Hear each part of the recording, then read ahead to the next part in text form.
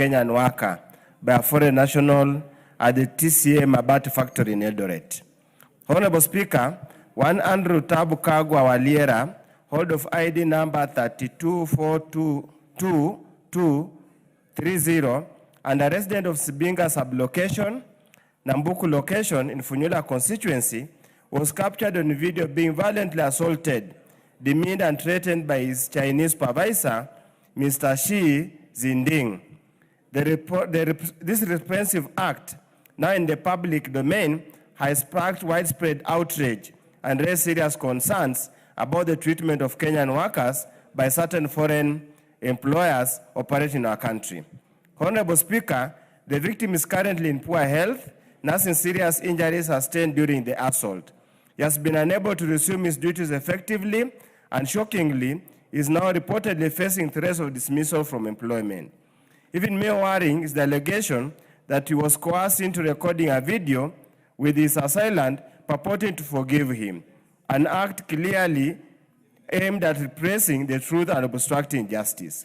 This matter goes beyond an isolated case of assault. It touches on the dignity of Kenyan workers, the sovereignty of our labor laws, and the responsibility of the state to protect citizens from abuse, intimidation, and unlawful treatment within their place of work.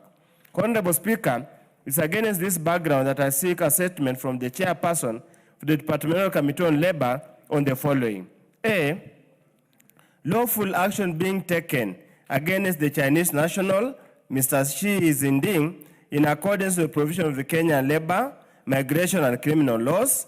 Steps B, or 2 steps being initiated to ensure adequate compensation and medical support for the victim, Mr. Andrew Kagwa Waliera, for the injuries, trauma, and economic losses he has suffered.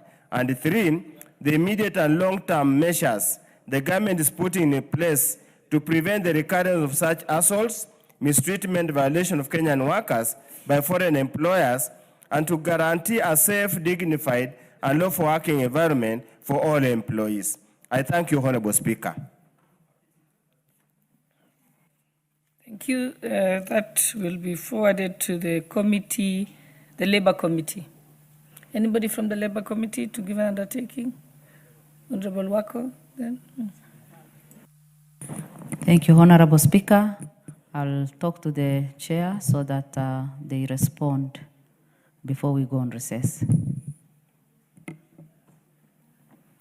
Thank you. Now we go to responses to statements. We'll start with the Honourable Member for North Hall, Honourable Warrior. Statement. Who's responding? Honourable Russell, you're the one responding? Okay.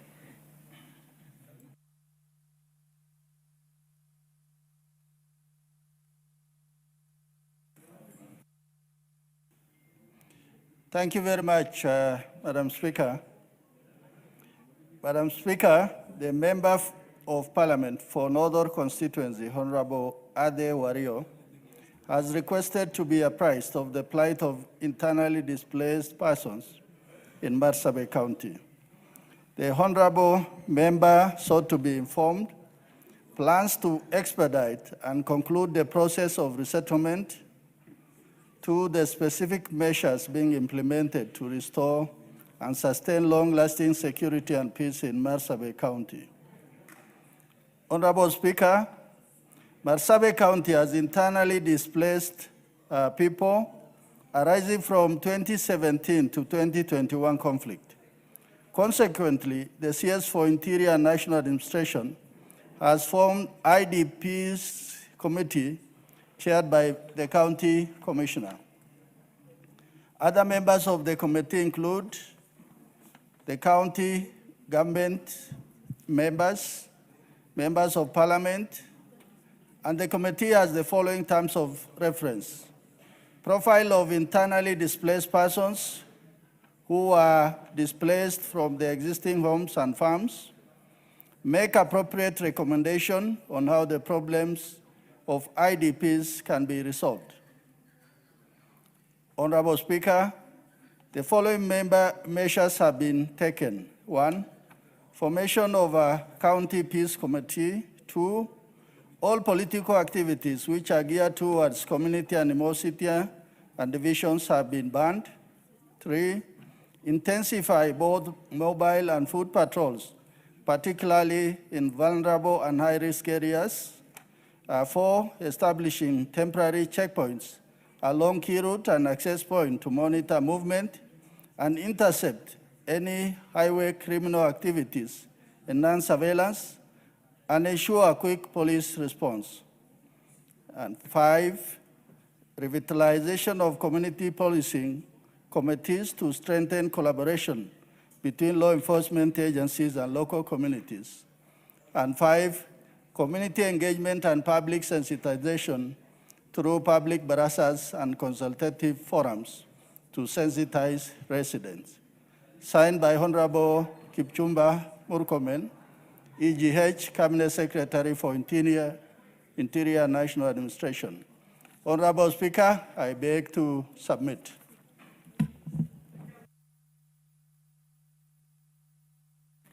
Honorable Waria, are you satisfied? Do you have anything to say? Thank you, Honorable Speaker.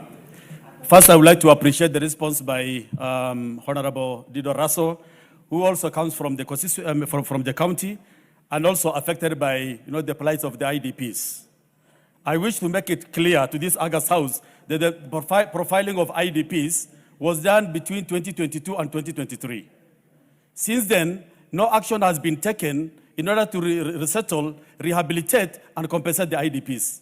So in the statement, what I failed to realize is I made it very clear that we wanted to understand where this process has reached. In terms of timeline, unfortunately, in the statement, no mention of resettlement, what action has been taken in terms of compensation has been mentioned in the statement. More so, the settlement has not also given timeline on when these IDPs will be resettled. So basically, the statement is generic, is unsatisfactory, and doesn't meet the aspirations of the communities who have been affected by the conflict in Marsabit. Thank you, Honorable Speaker. I think, Honorable Raso, your committee then you have to send back the request for clarification from the ministry. Thank you very much, Honorable Speaker. Honorable Speaker, I come from that area, and I'm fully versed with what Honorable colleague there is stressing. One thing we must appreciate from this government, today there is peace in Marsabit. But from 2017 up to the general election, we were fighting, and there was apparent absence of government. And today, the reason of us talking about this is because there is peace. Secondly, the government has gone further to form committee and also peace committee, so that there must be. Honorable Raso, you are now holding brief for the ministry. I think all we need is your confirmation that you will seek the 3 clarifications that he wants. Thank you very much, Madam Speaker. Well guided. Okay, there's another response also to another question by the member for Insecurity North Hall. Honorable Raso, you have the response? Thank you very much, Madam Speaker. Madam Speaker, the Member of Parliament for Northern Constituency, Honorable Adewario, has requested to be apprised of the status of insecurity in Northern Constituency. The Honorable Member sought to be informed, 1, status of investigation into attacks against constituents of Northern, particularly in Shur, Awaye, Balesbura, Basic, Sarimo, and Korka. 2, the long-term measures being implemented to restore and sustain long-lasting security and peace. Honorable Speaker, the following incidents were reported in Northern Constituency in the recent past. 1 is livestock theft within Korka sublocation. On 1st March 2024, it was reported at Northern Police Station that Gabra herders who were grazing in the Lolo Ade area could not account for their 46 camels The SOEM was booked in OB 080103-2024. The police officers joined the herders in the search. They later established that the camels had crossed into Loyangalan sub-county through Moite, an area predominantly inhabited by the Turkana community. Subsequently, security and peace committees from both Northern and Loyangalan convened a meeting with Turkana elders, urging them to engage their kinsmen to release the stolen camels. The meeting yielded positive result, leading to surrender of 27 camels and 4 calves at Gas ASTU camp, which were later handed over to their rightful owners. However, the Turkana elders maintained that the Gabra community had overstated the number of missing camels. A team of officers led by the sub-county police commander visited the scene and established that there were approximately 20 suspected armed Turkana bandits who had raided a Gabra Manyata at around 0100 hours, where they stole 464 goats and sheep, killed 1 camel and injured another, which were approximately valued at 3 million. The stolen livestock were driven towards the Kai area of Loyangalan sub-county, and subsequently a joint multi-agency security operation was mounted in the Moite area, leading to recovery of 142 goats and sheep. Thereafter, there was a reconciliatory peace meeting led by the Northern Sub-County Security Intelligence Committee. The Sub-County Security and Intelligence Committee has confirmed that Sarimo area, which is within Chargulo's sub-location of Northern location, remains a security hotspot owing to its expansive grazing fields and a single major water point contested by the Gabra and Turkana communities. Madam Speaker, the other incident reported is theft of livestock in Shur area. On 25 November 2024, a report was made at Shur Police Post. 150 camels were stolen and 1 person fatally injured. The report was booked by OB 02-25-11-2024. Police officers, with the support of local residents, recovered all the stolen camels and returned them to their rightful owners. The third is in security incidents in Balesbura and Bisik areas. On 6 September 2025, a banditry attack occurred in Balesbura and Bisik location within Marsabit North Sub-County, resulting in the fatal injury of 3 Gabra pastoralists and serious injury to 1 person in the Dambala Badana area. Following the incident, an inquest file 04-2025 was opened, and chiefs from both Marsabit North and Loyangalan sub-counties recorded their statement. Insecurity within Loyangalan sub-county. Honorable Speaker, on 13 October 2025, a report was made at Loyangalani Police Station by Epus Lichochi that suspected Gabra bandits had attacked and fatally injured a herder at one of water wells within gas location of Northern Sub-County. The incident was booked in OB. The deceased body was later interned in Loyangalani, followed a postmortem. On 19 October 2025, suspected Turkana bandits, in what is believed to be a retaliatory attack, shot and killed Guyo Elema Halake while he was herding cattle in Milima Siriko in gas location, Northern Sub-County. The long-term measures being implemented to restore security within the area. 1, STU camp at gas continue to enhance security within hotspot areas. 2, security agencies are sustaining continuous disarmament operation targeting illegal possession of firearms. 3, recruiting National Police Reservists to complement the police in the fight against banditry. 4, revitalization of community policing forums. And 5, facilitating sustained dialogue between communities through regular meetings aimed at fostering mutual understanding. Signed by Honorable Kipchumba Murkomen, EGH, Cabinet Secretary for Interior and National Administration. I beg to respond, Honorable Speaker. Member for North Horr, do you have any? Thank you, Honorable Speaker. The incidences of attack reported by the ministry are just a few among many others which were inflicted on the peace-loving people of North Horr.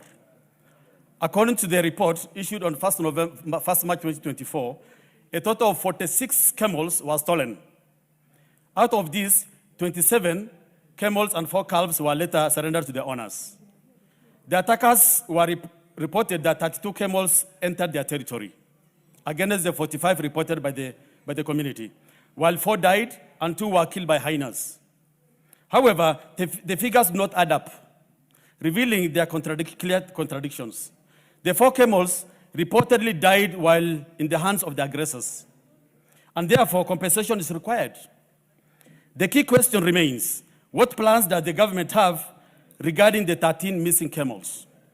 Honorable Speaker, on 2nd October 2024, it was reported that Turkana herders attacked Gabra satellite camps, stealing 464 sheep and goats, killing 1 camel and injuring another. According to the response by the ministry, only 142 shots, that are sheep and goats, out of 464 were recovered, leaving 322 still in the hands of the aggressors. Therefore, I'm seeking answers on when the remaining livestock will be recovered and returned to the rightful owners. Honorable Speaker, on 6th September 2025, heavily armed militia ambushed Gabra herders, killing 3 innocent herders instantly and injuring 1, who remains hospitalized and still not out of danger. 81 days after this incident, no arrests have been made yet. In a country governed by the rule of law, this raises serious questions about justice and accountability. Despite consistent intelligence reports and warning of impending attacks, the security apparatus has repeatedly failed to avert the losses. Honorable Speaker, on 13th of October 2025, it was reported that suspected Gabra herders attacked and fatally injured a Turkana herder at a Wano water point. However, Wano is located deep inside Northern constituency, raising a serious question about why the victim had traveled so far deep into the area without the knowledge of the Gabra herders. This unusual movement suggests that the victim may have been on a serious mission. Furthermore, no evidence has been presented to prove that the Gabra herders were responsible for the killing, because there's no reported incidences of attack on that particular day. What's your point of order, Honorable? The Honorable Member, I don't know whether he's in order to continue reading. While he's not giving a statement, he's supposed to be debating and refer to the notes, but I think he's reading the statement. I don't know whether he's in order. Okay, take that into consideration, Honorable Wario. Proceed. Honorable Speaker, I think I gave my statements long ago, and that's why the Honorable Member was able to respond. And I'm just giving facts about the irregularities within the statement, which was presented by the committee chair. Honorable Speaker, attacks on Gabra herders still is ongoing. 1st November 2025, according to the book OB number 10-1, 11-2025, an attack on Gabra herders in Sibiloi area were reported, killing 1 herder, Jilo Kunni Golbo, aged 30 years, injuring 2 others, Mr. Roba Kunni Golbo and Abudo Yatani Wario, aged 25 years. And the attackers stole 420 goats. Also, on 2nd of November, the following day, an incident occurred, booked OB 092-11-2025. The heavily armed Turkana militia attacked Gabra herders, killing 1 person. Wario, maybe the best thing is to... I'm just finished. I've finished, Honorable Speaker. Yes. Yes. But you'd do yourself good if you gave it to the committee, those Okay. incidences, because you have more incidences than what the minister has provided, Yes. so that you seek bring it to their attention. So basically, looking at the number of livestock that has been stolen, those has been recovered, we still have a deficit of 1,355 sheep and goats, 40 donkeys, 28 camels, cattle, and 13 camels, which have not been returned yet. While the police have reported some have been recovered, but still in the hands of the aggressors. So I would like to know when this livestock will be recovered, returned to the rightful owners, and what measures will be put in place so that these attacks will not continue on that corridor. Thank you, Honorable Speaker. As you seek clarification from the ministry, I think you can take that into account. Thank you very much, Madam Speaker. Although you stopped me last time, I come from the area. I'm a member for SACU, representing Marsabit in this August Assembly. Currently, in Marsabit, the major problem is within an arc between Mount Kulal and Lake Turkana. It is a kind of to and fro attacks among the pastoralist community. I will get more details from Honorable colleague and will share it with the ministry. Thank you, Honorable Speaker. Okay, thank you. And then the next response, again, is, I think you're going to be on your feet today. Again, Honorable Russell, to the request for a statement by Honorable Esther Passaris, member for Nairobi County. Thank you very much, Madam Speaker. Madam Speaker, the member for Nairobi County, Honorable Esther Passaris, requested to be apprised of a video clip that had been circulating on social media alleging a confession to rape by Pastor James Nganga. The Honorable colleagues sought to be informed, 1, measures being undertaken by DCI to authenticate and investigate the circulating video. 2, the mechanism in place to identify, locate, and protect survivors of sexual violence. 3, the plans by the government to regulate, monitor, and curb the misuse of artificial intelligence. Honorable Speaker, a video clip that circulated online in early October 2025, purportedly showing Pastor James Nganga confessing that in his youth, he and 7 other men participated in the gang rape of a woman. The clip went viral and sparked widespread public outrage. The DCI investigation launched inquiries into the matter. Pastor Nganga was subsequently summoned. He appeared before DCI in Nairobi on 15th October 2025 and recorded a statement.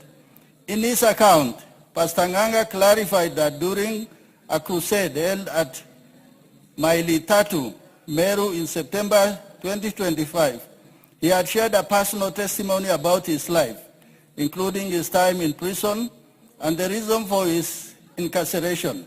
He explained that the reference to a gang rape incident was a fictitious illustration drawn by stories shared by inmates, intended to emphasize that God can redeem anyone regardless of their past.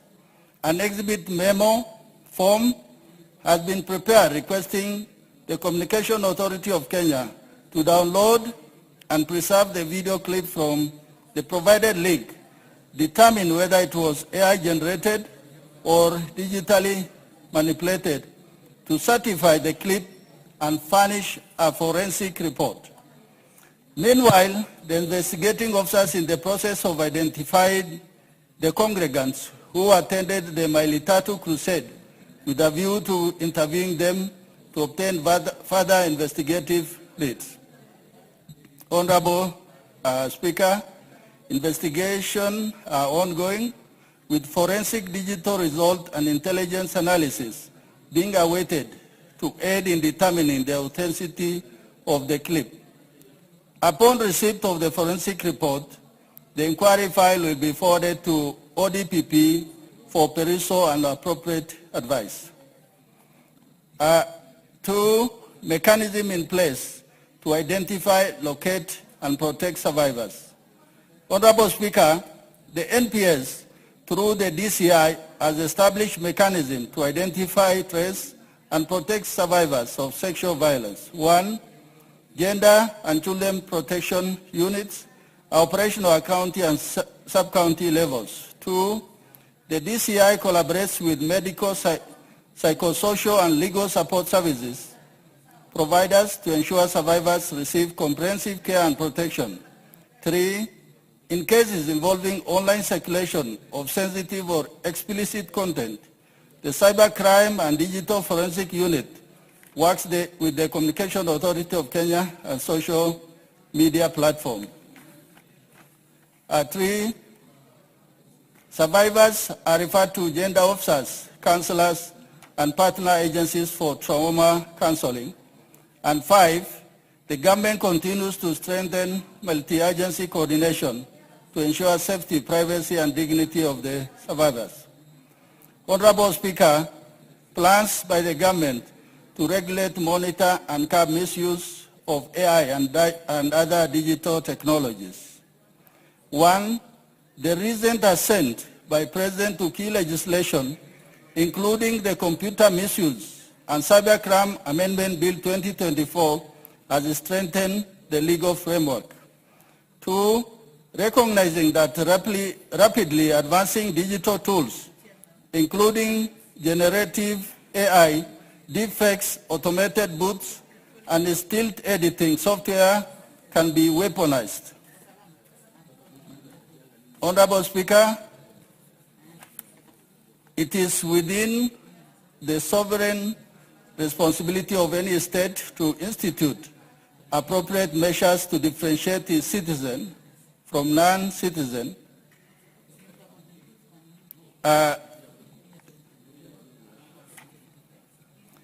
Honorable Speaker, given this fact, it will therefore be accurate. This is to do with, I think, the Nubian community in terms of within, I think, the statement sought, there was the issue of discrimination of some of the Kenyan communities. And this is what the minister responded. Given this fact, it will therefore be not accurate to assert that members of the Nubian community have been denied recognition as Kenyan citizens. Madam Speaker, the government remains fully committed to promoting inclusion, equity, and fairness for all communities in Kenya through ongoing reforms in registration, identity management processes, signed by Honorable Kipchumba Murkomen, Cabinet Secretary for Interior. Thank you, Madam Speaker. I beg to respond. Thank you very much, Chair. The Honorable Passaris, do you have specific clarifications to seek on this one? Thank you, Madam Speaker. Madam Speaker, as you're aware, we've just started the 16 days of activism against gender-based violence. So I rise with absolute concern about the escalating dangers faced by women, girls in our country.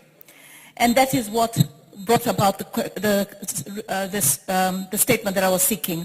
The events of the past week, Madam Speaker, I want to bring this to your attention. The events of the past week has shown us that we are not dealing with isolated incidents when it comes to gender-based violence. It's a pattern. It's a pattern of violence, neglect, and institutional failure. Honorable Speaker, the matter involving Pastor James Nganga generated intense national debate. When the video circulated, the pastor came out immediately. He addressed it, reacted to it, and in many ways acknowledged the clip while making further remarks, some directed at me personally. But this is not about personalities. It's about whether the incident he described, whether many years ago or recently, involved harm to a woman whose story remains unknown. Violence does not lose its gravity with time. A possible survivor or her family may be living with unanswered questions. If nothing happened, the public needs clarity, grounded in professional investigations. What the chair has just told me in the response. Madam Speaker, do you know we have what is appearing in textbook, in structures in government, but not the reality on the ground. I mean, this country needs something like Magufuli style or Karisa Maitha, where you just take the bull by the horn and do something about it. Just this week, there's been a disturbing TikTok video of teenage boys harassing women in broad daylight, grabbing them, slapping them, dragging them, schoolgirls into videos without their consent. Why? Because they're looking for likes. That is sexual harassment. What are we doing about it? Madam Speaker, as I said, we are in the 16 days of activism against gender-based violence. There is Rita Mweni, Roysambu, Starlet Wahu, South B, Mary Wangui, Kasarani, Christine Soeta, Kakamega, Brenda, an MKU student in Thika, Irene Ayemba, and then there's Abigail. Abigail, here in Kasarani. Now I want you to listen to this because you always interrogate Interior, okay? When Abigail's mother called recently and asked, what is the status of the investigation on my daughter? This is what the police told her. Wait, we have other cases. And then here you're telling me that we have structures and we are doing what is necessary, we are giving counseling, we are investigating. No, we are failing, okay? Honorable Speaker, no parent should have to hear that, wait, we have other cases. It is a reflection that the system is overstretched, it's under-resourced, and at times lacking in compassion. The Models Association has come to me and said they work in fear. They walk in fear. And I will be arranging for them during this period of 16 days of activism, not by bringing a question here anymore, but by taking them to the PS of Interior, to the DIG and the DCI.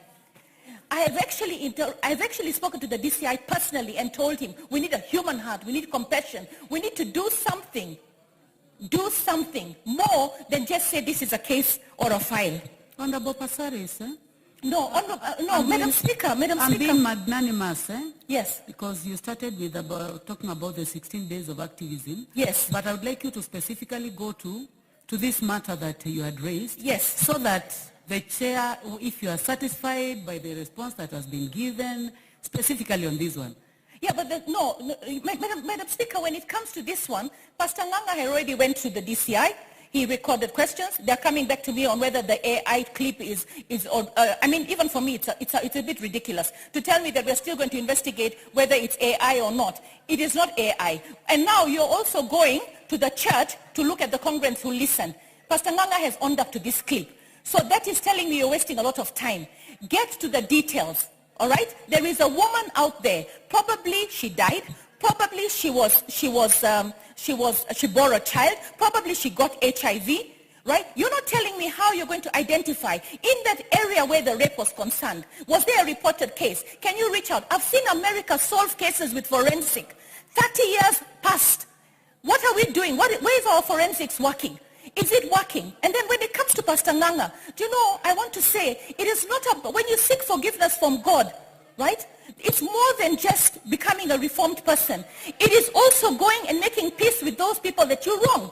And if he wants, we should find the victim. And we should actually come out clearly that rape is not right. Madam Speaker, I want to take you to what's going on in South Africa today. Because it's so important. It will happen in Kenya. Honorable Speaker, South Africa recorded this year alone 5,475 femicide cases. And now it's been declared a national disaster. We don't want to head there, but we are almost heading there. And we're heading there because there are files like that one of Abigail, right? And this one of the victim of who was gang raped 8 times. I want you to imagine this. Gang raped by 8 women, left there lying like a dog. Those were his exact words. And you're coming here and telling me you're still concerned about the AI video? Get it real. Mm-hmm. It's not about the AI video. The AI video coming and clarifying to me that the AI video is actually an original, and the church members have said this and said that, find me the survivor. Find me justice for the survivor. Tell me what happened with this case. There must have been a patient in a hospital. There must have been a police case reported. There might have been a dead body. You can look at your records over 10 years. Where is the forensics? We should be able to solve these cases. These files of women who have been raped and killed in Kenya, and I've mentioned the names, they're gathering dust. The police are too busy. They have no compassion. They are bribed by perpetrators and nobody is getting justice. So this was one case that you could have run with, but here you are interviewing the people who had the clip. That is not the case. The case is about the survivor. Tell me what you're doing about the survivor. You have not responded to me about the survivor. Abigail's case, they said they have no reagents to do the DNA with the chief prime suspect who was arrested, probably released and out at large to rape his next victim. Thank you, Honorable Madam Passaris. Speaker, this is serious. Honorable Passaris, we fully understand that this is a serious matter. Chair, would you like to make a comment on this? Do you have specific timelines? Do the police have the ability? Do they have the financing that is needed? Do they have the tools that are needed? And are there any timelines that you are going to give the Honorable Passaris? Thank you very much, Madam Speaker. I want to thank Honorable Passaris, first of all, for raising this particular matter. And indeed, if we must take this country serious, any crime by anybody, it doesn't matter at what level they operate in this country, nobody is above the law. And Pastor Nganga, whoever he is, I don't know him, he must be a personality who is known. He cannot take raping of a woman as a joke. And that is why the DCI had to call him. But the issue why AI came into the picture in this particular matter is honorable colleague wanted to find out if this was actually an AI or it is a true thing that this gentleman talked from the pulpit. And that is why sometimes when you raise questions in Parliament, please don't try to mix things. Let us call a spade a spade. Was Pastor Nganga involved in this rape? If he is, then he must be pulled through to the end, including even prosecuting him. Indeed, he also confirms that he was incarcerated, he was jailed. Would it be on the same or on some other issues? On some other issues? Chair, Chair, let us be specific. You are telling us what the DCI should do. You are the chair. Of course, in the absence of the chair, you are the chair. So when are these activities that you're indicating, when is it going to be done? Do you have timelines so that we can close this? Madam Speaker, I'm not emotional about this matter. What I am about is facts. Honorable colleague, if she has more information on this matter, let her raise it so that we put DCI to question, including even someone Honorable to Parliament. Order. Honorable Passaris, you cannot, the chair is trying to respond to you, but you're also screaming. You know, do not do that. I've given you adequate time to raise your question. You have actually gone ahead and explained. I also let you do it, so let us give some 2 minutes to the chair, and that will be the closing remarks. Chair, be specific so that we can close this. Thank you very much, Madam Speaker. Madam Speaker, just on this particular case, as a committee, we are going to summon the DCI. This could not be just the case. This could just be one of them, so that he explains to us what they are doing about this matter. Thank you, Honorable Speaker. Thank you. Thank you very much. So in 7 days, so that we have timelines for this work, 7 days. Thank you very much. Next order. What is out of order, Honorable Member for makwiny constituency, Honorable Suzanne Kiamba? Thank you, Honorable Speaker. I have been sitting here listening to responses for statements. Honorable Speaker, I'm very disturbed because I gave a statement on 13th March to the Chairman of Housing. I've risen on a point of order 2 times on this floor of a house. Honorable Speaker, I have not gotten any response. Honorable Speaker, I'm wondering, who should follow up? I've followed up in the table office everywhere, and I've not gotten a response. And this question, I was asking the chairman on behalf of Kenyans and on behalf of my constituencies. Honorable Speaker, what would be the way forward? Thank you. way forward on getting a response which I've asked on 13th March, and I've stood on the floor of the House on point of order twice, and ever since I've not gotten any response. Thank you, Honorable Speaker. Well, are you a member of Housing Committee? And would you like to respond on that? You are sure that you have the response? Because I wanted to find out you do not have? Okay, where is the chair? And the chair is here. Thank you very much, Chair, for being in the House. Would you like to respond to this? 9 months down the line, the Honorable Susan Kiamba has not received a response on a statement that she sought on the 13th of March. And today we are going to end of November, end of the year. What is your response? In a minute, please. Madam Speaker, I wish to request for time. You remember, Madam Speaker, when that question was raised, we went for recess, and of course we had organized to come and give a reply, and then the minister has not done a good report on it, so we're still requesting. I will still request for probably 1 week so that I can respond to it. Okay, from March to now, fair enough, review your documents and give a response in, you said 1 week. So be it. Thank you. Next order. Before we go to that, Honorable Rahim Dawood.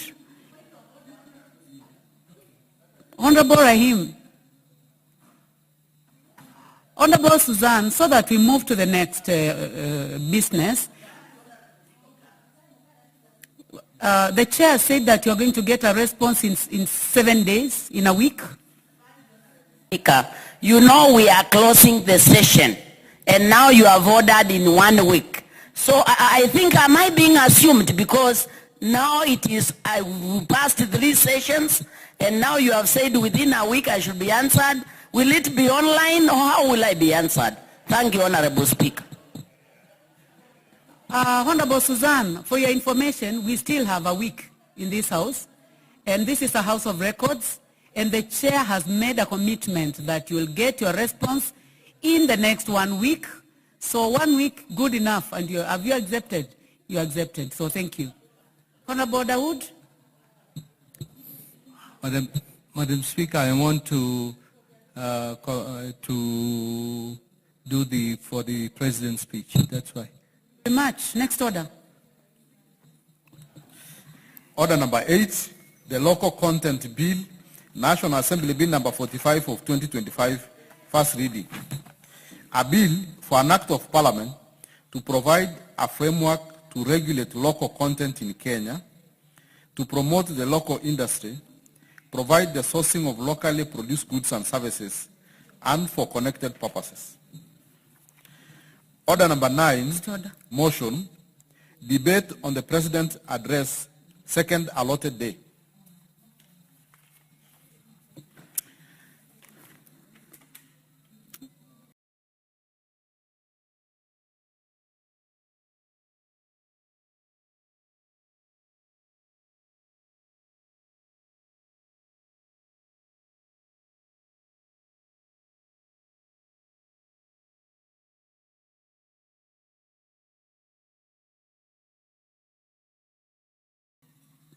On a trajectory to move this country from a third world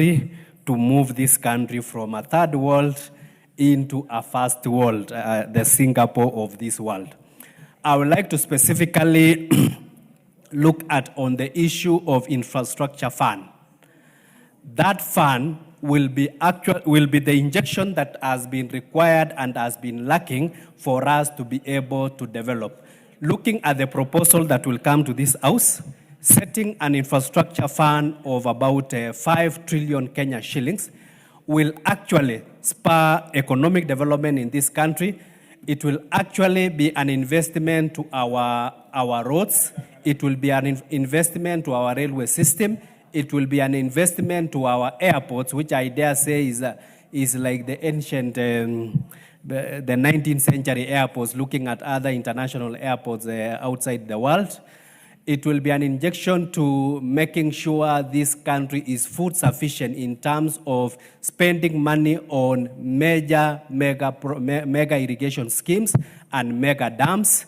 It will be an injection to make sure that agriculture, which is actually the backbone of this country, can both rely on rain-fed agriculture as well as on the irrigation system. So the speech in itself, and I would like to call this house, let us support the president's agenda so that we create this fund. And the funds are there. If you look at what we are borrowing in China, we are all actually borrowing from the savings from the pensioners in China. We are actually borrowing from the savings from the pensioners in Europe. We are actually borrowing from the savings from the pensioners in the United States. Why don't we use the same system to borrow from internally? Like if you look at what the NSSF has been able to save, if you look at what the other pension schemes have been able to save, if we create a fund which is well managed, which those resources can be invested for purposes of developing this country will gain a lot in terms of using our own source to be able, instead of going and borrowing. Secondly, we have parastatals that are dear to us, but all of us know government is very poor when it comes to doing business. So there is no reason why we should have these parastatals that have no strategic component in their functions. The only thing is that they practice what we call commercial activities. And even if they have to be regulated, there are bodies that can regulate business. We don't have to do business ourselves, like selling oils or selling bundles in Safaricom for us to be able to have that strategic component. So it is very important that given this bill that will come up for the infrastructure fund, we look at the entirety of our parastatals and the need to be able to streamline them, the need to give the private sector to be able to do business. And I believe if we are going to look at these parastatals, we shall be able to get enough funds, about 1 trillion, that we can bump into the infrastructure fund for purposes of developing the infrastructure that is needed in this country. Secondly, a healthy nation is a wealthy nation, or a wealthy nation is a healthy nation. If you look at the reforms that are coming up in SHA, and the strategies the government has put to make sure that all the indigents are registered, all of us should come together to make sure that all Kenyans, whichever they are registered and become members of SHA, so that finally we can be able to offer universal free health care system. And whenever you have a free health care system, we shall create, because if there is something that causes poverty in this country, is whereby a situation whereby your relative is sick and you have to cover around 2 million, and the only thing you are forced is to sell your assets so that you can be able to offer that treatment. If that can be brought to a stop, we have a working free healthcare system. It will save this country. So I support the president in his State of the Nation address, and we shall make sure that all the... Thank you. The Honorable Robert Mbui, member for Kadhiani. Yeah, thank you, Madam Speaker, for this opportunity to also make a contribution on the State of the Nation address by His Excellency the President. Madam Speaker, first I want to say it's very important to note that there are specific things that the President is supposed to address, and that is a report on the measures taken and progress achieved in the realization of national values and principles of governance. He's also supposed to deal with the issue of the progress made in fulfilling international obligations of this republic, and then also the state of national security. So it's very specific. Madam Speaker, unfortunately, the President is very good at making speeches. When he came here, He had those long drawn-out speeches that he's normally good at, which unfortunately went beyond what is expected in law. And being an excellent marketer, then I saw that people were excited that what he was doing was maybe the right thing. But I want to say it is very specific. Our constitution is very specific on the things that he's supposed to have been doing. Madam Speaker, it is important to note that the president did tell us that we are doing well. But then I want to say that you don't tell people that they are doing well. You cannot go and tell your neighbor you're doing well. The neighbor must be able to feel it. You know, parents are unable to put food on the table. Parents are unable to take their children to school and pay school fees. Unemployment is at an all-time high. I don't know how then you can tell us that we are doing better. And the reason we are unable to feed our families, Madam Speaker, is because we have less disposable income. Because in the 3 years that this regime has been in power, salaries of Kenyans have gone down 6 times.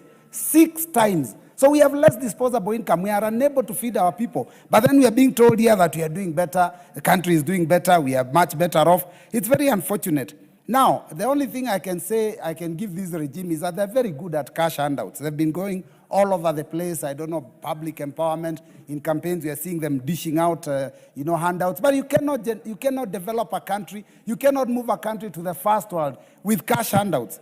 Now, I want to go specific to the issues that are supposed to be addressed by the president. On the values and principles of good governance, that is Article 10. And I'll start with one, which is transparency and accountability. The president did cite Singapore. The reason Singapore has reached where it has is because of integrity, is because of transparency, is because of accountability. I don't know whether this regime is being run in those terms. Madam Speaker, I want to point out that Singapore is corruption-free. Is Kenya corruption-free? I will not even bother to answer that question. Every Kenyan knows. Now, you cannot begin to tell us we are going to be like Singapore when corruption is the order of the day. Madam Speaker, in terms of transparency, you know that the law is very clear about borrowing. The public debt must also be contained and controlled by this House. But this regime, Madam Speaker, has been borrowing and has been borrowing from under our noses. And members are aware, but they ignore. Because when you hear something called securitization, Madam Speaker, for all intents and purposes, the last time I had the majority leader challenge me, I want to challenge him to read the definition. And the word loan is actually used to define securitization because you're taking money in advance for road maintenance levy fund. The money that people will pay fuel 10 years from now is already being spent now. That is a loan. So I want to say that this is not transparent. We are borrowing beyond what we should borrow because we are hiding. Now, Madam Speaker, the second one is public participation. You know that's a value that this country must, as espoused in the values and principles.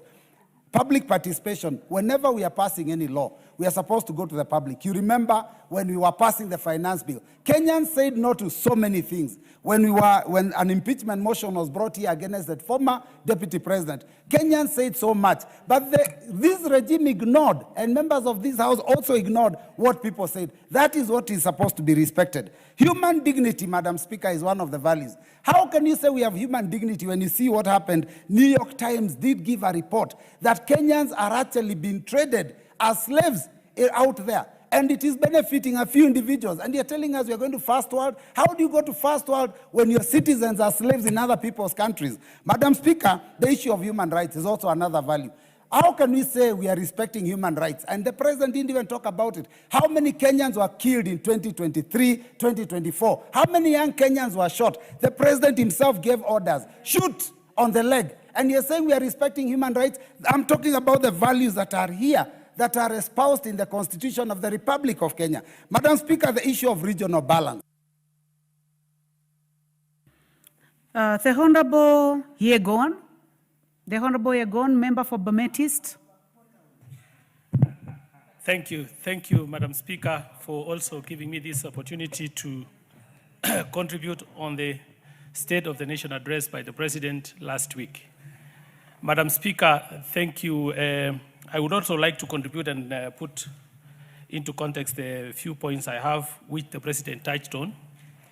The issue of SHA, which have registered immensely around 27 million people.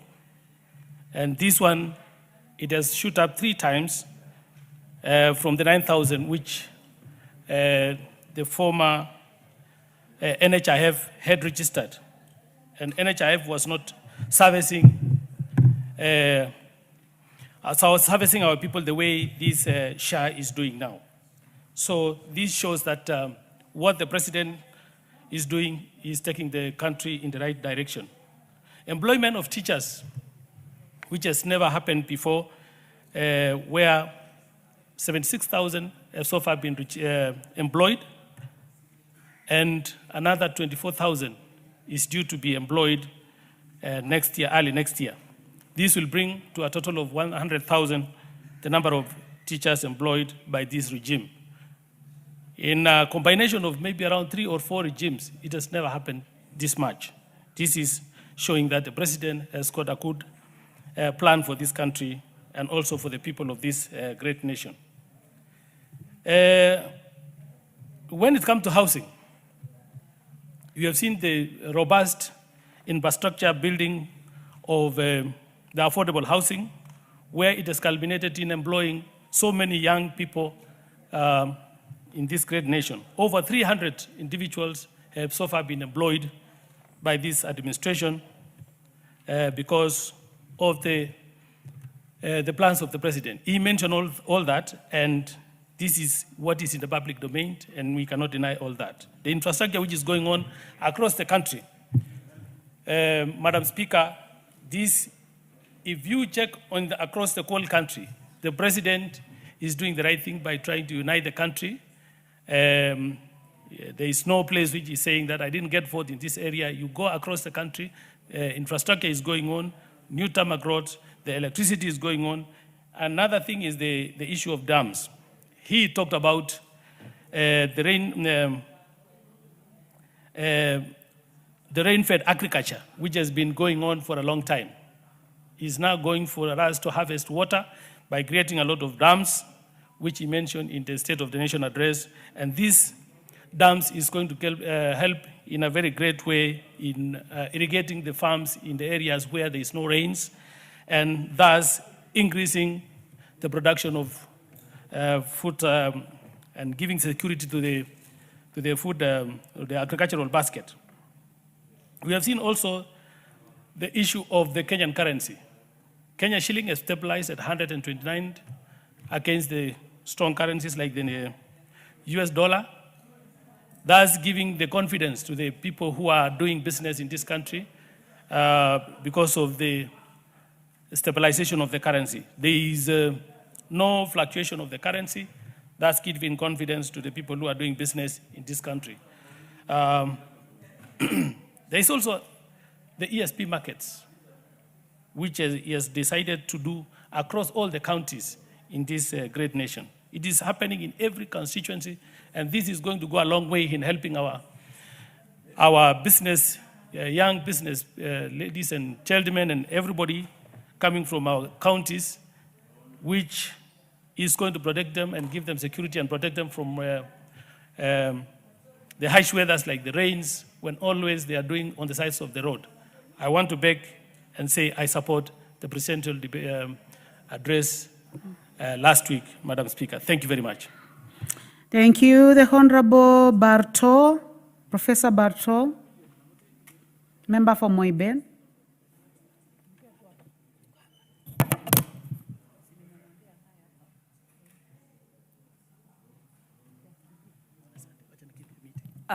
Thank you, Madam Speaker. Let me also join my colleagues to make my contribution in the presidential speech. Madam Speaker, I want to congratulate the President, Dr. William Samoei Ruto, for the bold initiative he has taken to transform Kenya. Madam Speaker, let me start with the education sector. All along, we had been graduating students, or our young people our system of education has been generating people who are not employable. And as a result of transforming the education system from 844 to CBC is going to go a long way in making young people who are able to do what they study, who are able to employ themselves. And I say congratulations to the President. Madam Speaker, the funding model, our universities have been going down. So many years, we have had lecturers, students in the streets. Universities are not able to pay. They are not able to carry on with their programs because of scarcity of resources. Madam Speaker, the transformation of the education system and the funding model has enabled the universities to go back and concentrate on what they know how to do better, and that is transforming young people and transferring knowledge to our young Kenyans. And I'm sure in future, it will go down history that all those people who are going through our education system will not be carrying envelopes, brown envelopes in the streets looking for jobs, but they'll be busy because they'll be job creators, they'll be entrepreneurs, and so many other activities. We'll not be finding them in the streets demonstrating, going on mandamanos, because they will be busy in building the nation. Madam Speaker, I come from Uasin Gishu, the breadbasket of Kenya in terms of agriculture. The support the farmers have received, the subsidy of fertilizer, Madam Speaker, has enabled the region to, for the record this time, there is a bumper harvest in maize, and I'm sure the price of unga will go down, and building the capacity of farmers, enabling them even to divest and go to other crops like coffee, is something which my people of Uasin Gishu now are appreciating. And I know in future, it will improve the economy of that region. Not to mention the infrastructure, the road infrastructure, Madam Speaker. A case in point is the Rironi-Malaba Road. Last year, during the festive season, travelers got stranded in between Naivasha and Nakuru, to an extent that some children they decided to start playing soccer because of the traffic grid. The vehicles were stuck for 72 hours. They were not moving back or forth, and it reached a stage when they decided, I think the children got tired, and then they decided to just entertain themselves and play soccer. That is, dueling that road from Rironi to Malaba, Madam Speaker, is a masterstroke, and it is going to enable us, or enable travelers move with ease. A case in point also is my own constituency, Mutembei. All along, we have had roads which had been in bad state for a very long time. They had been earmarked for tarmacking.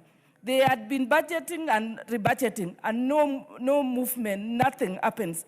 But Madam Speaker, I can tell you for now, my people are very happy because the Tachasis-Chebiemit Road is going to be tarmacked. The Kaplogoi-Birika Road is going to be tarmacked. The famous of Pande Road, which is the only, which is a road in town, in the city of Eldoret, it's a Maram Road, is going to be tarmacked. Kabenes, Koisagat Road is going to be tarmacked. And I'm just giving a few examples in my...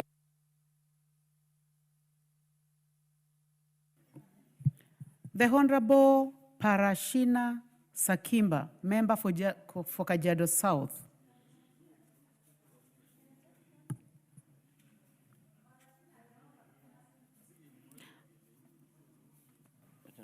The Honorable Victor Koech, member for Chepalungu. Is the Honorable member in the House? You're in the House? Yes. Oh, please proceed.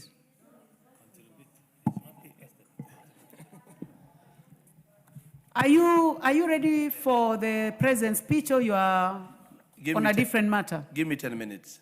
All right. Kindly. No problem. The Honorable Kadhambi Chepkwony. The Honorable Kadhambi Chepkwony. Thank you very much, Madam Speaker, for giving me this opportunity for me to contribute in relation with His able President's speech last week. Madam Speaker, last week, President came in this parliament and he told us a story that sometimes back, he went in this country, he sold this manifesto, he requested for Kenyans to vote for him, they voted for him, and he has changed this country. Madam Speaker, as I stand here today, I want to congratulate His Excellency the President, Dr. William Samoei Ruto, for what he has done in this country. Madam Speaker, being a member of parliament in Joro constituency in Nakuru County, what His Excellency has done in this country, we really appreciate. He has touched many lives as he has done a lot of work in different corners of this country.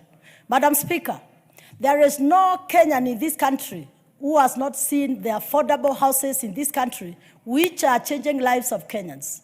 Madam Speaker, we are also happy that we are seeing the first time when women can have good places for their works. We have seen market in this country. And Madam Speaker, as I stand here today, I'm one of the beneficiary member of parliament having 3 markets in my constituency which are ongoing. We cannot forget the wrongs which are happening in every corner of this country. We had a challenge, Madam Speaker, where the contractors had ran away from the roads, but they are now back because the same president has made sure that there's allocation of funds and we are seeing a lot of works going on. We cannot forget, Madam Speaker, one of the success stories Excellency the President has done in this country. We have seen employment of the teachers almost now turning to almost 100,000, Madam Speaker. We cannot forget, Madam Speaker, the life-changing of the TVET for youths in this country. We really appreciate, and I'm saying that because I'm talking as a model in Nakuru County, that one of my big TVET, which was launched by the President last year, July, has really transformed. We had around 200 youths. Today, I'm having around 2,500. And I'm expecting next year, I might be having around 5,000. And Madam Speaker, in relation with the affordable housing, it will be a story in the future that Joro constituency, Madam Speaker, will be having affordable housing, which has been advertised already. Madam Speaker, we cannot forget to tell His Excellency a lot of thanks and congratulations. Today, Madam Speaker, 10,000 youths, our sons and daughters, are going to be our police officers. And Madam Speaker, we are expecting the security to be more better since we are going to have those youths being employed. We cannot forget to thank His Excellency the President in relation with our farmers who are really celebrating in our rural areas, where they have gotten affordable fertilizers half price, Madam Speaker. And I'm speaking this because I've seen we have gotten high production of food and food product in different corners of this country, Madam Speaker. Madam Speaker, I know His Excellency the President has a lot of plans for this country. And Madam Speaker, I know we have challenges when it comes to the electricity. And we have a lot of expectations. Though in our respective constituencies, we have some programs ongoing. We really expect that, Madam Speaker, soon and very soon, the Minister of Energy, Madam Speaker, will now look for more funds for people to benefit in matters of electricity. And in relation to that, Madam Speaker, we cannot also forget to appreciate our community health promoters who are doing great work in our different parts of this country. We really appreciate.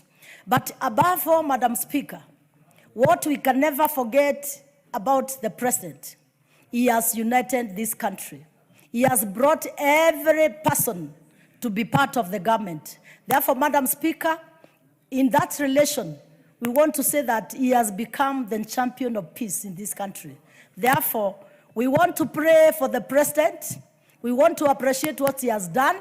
And Madam Speaker, we cannot shy away to say that he deserves another term. We want to pray for him, to pray for this nation, and may God bless this country and bless our President. God bless everyone, and thank you very much. The Honorable Victor Koech, member for Chepalungu.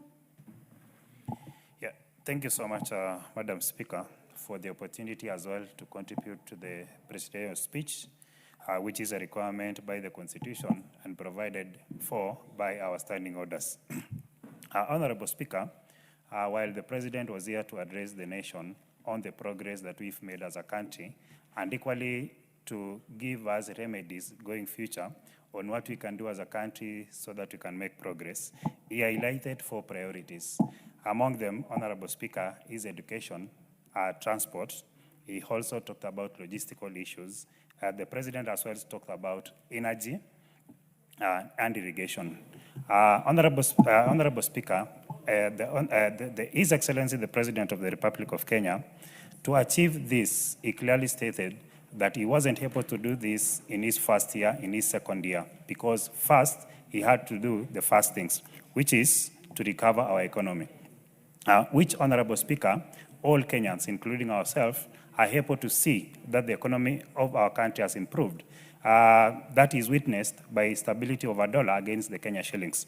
Honorable Speaker, equally, the inflation rate in our country has come down considerably. That is a clear indication that the economy of our country is now improving and moving towards the right direction. Honorable Speaker, going into energy, and on October around 25th thereabout, the Ministry of Energy, through the Kenya Power and KenGen, announced a new peak demand for our power, which is a clear indication that we are doing poorly and we should generate more. I am happy that this House recently, like 2 weeks ago, we passed a recommendation by the Committee of Energy to remove the moratorium that was actually not doing good, and Kenya Power was not able to enter into any new IPP. Neither EPRA was able to issue any license for generation. Honorable Speaker, if we want to invite investors and anyone who want to participate in industry or industrial works, if we want to invite investors and to attract investors to our country, then we should have cheap and very reliable energy. The way to go, Honorable Speaker, is to attract more IPPs and to issue more licenses so that generation can pick up. Honorable Speaker, on the issues that the President touched on this House,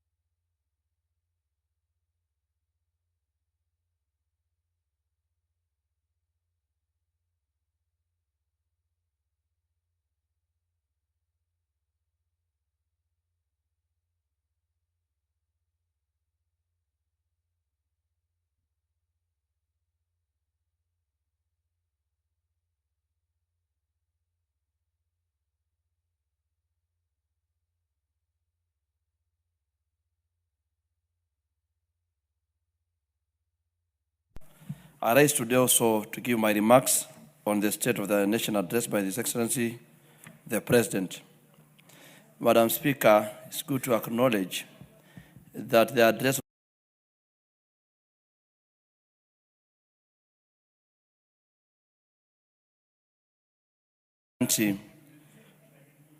is the economy of our nation was undergoing pressure and citizens are demanding relief.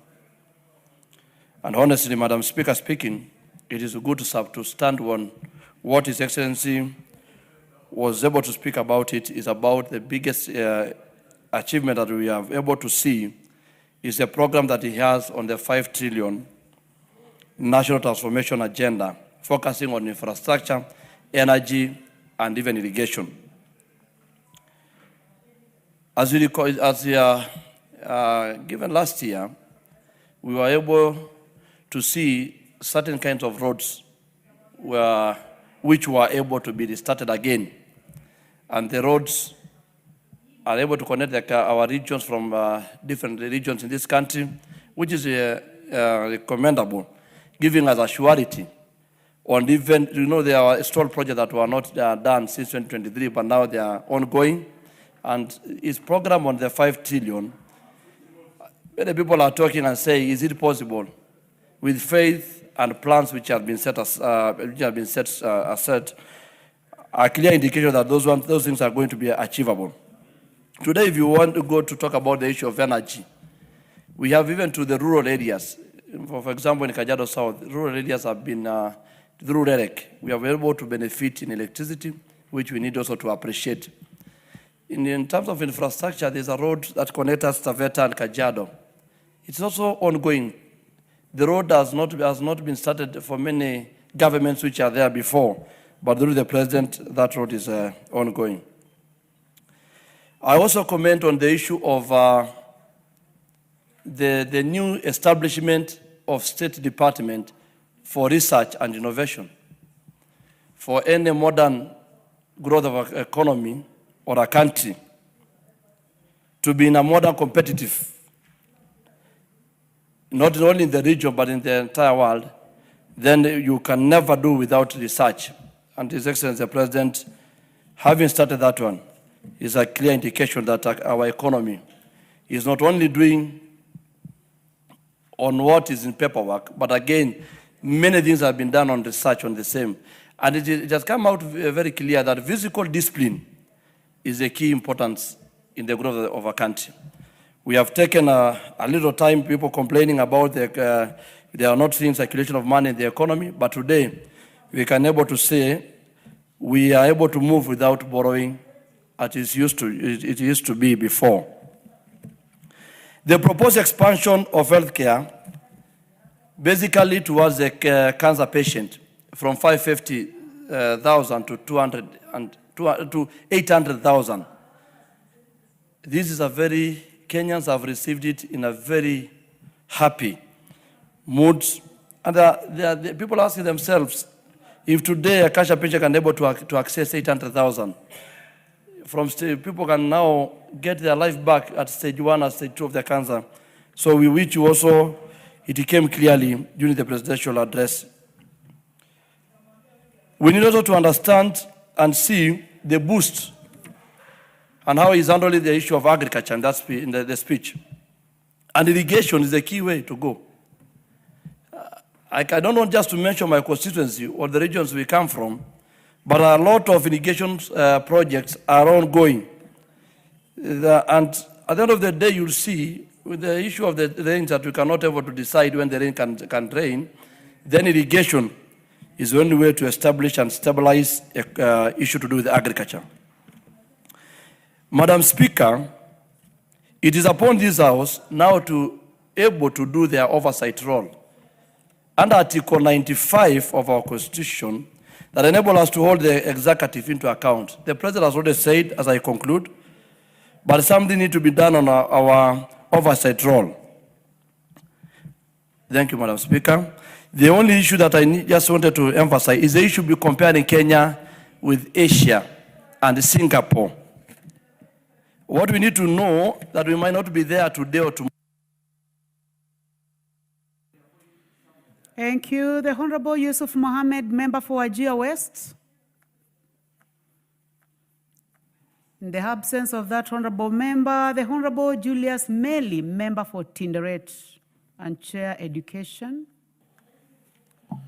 Thank you, Madam Speaker. Madam Speaker, I rise this morning to contribute to the President's address to the nation, which is actually a constitutional requirement specifically put forward by the drafters and Kenyans, that each and every year the head of state is going to address the nation on the pertinent issues that are running across the country, and more importantly, on the state of the nation in terms of progress made, in terms of the national security, and more importantly, on international obligations that the Republic has entered into.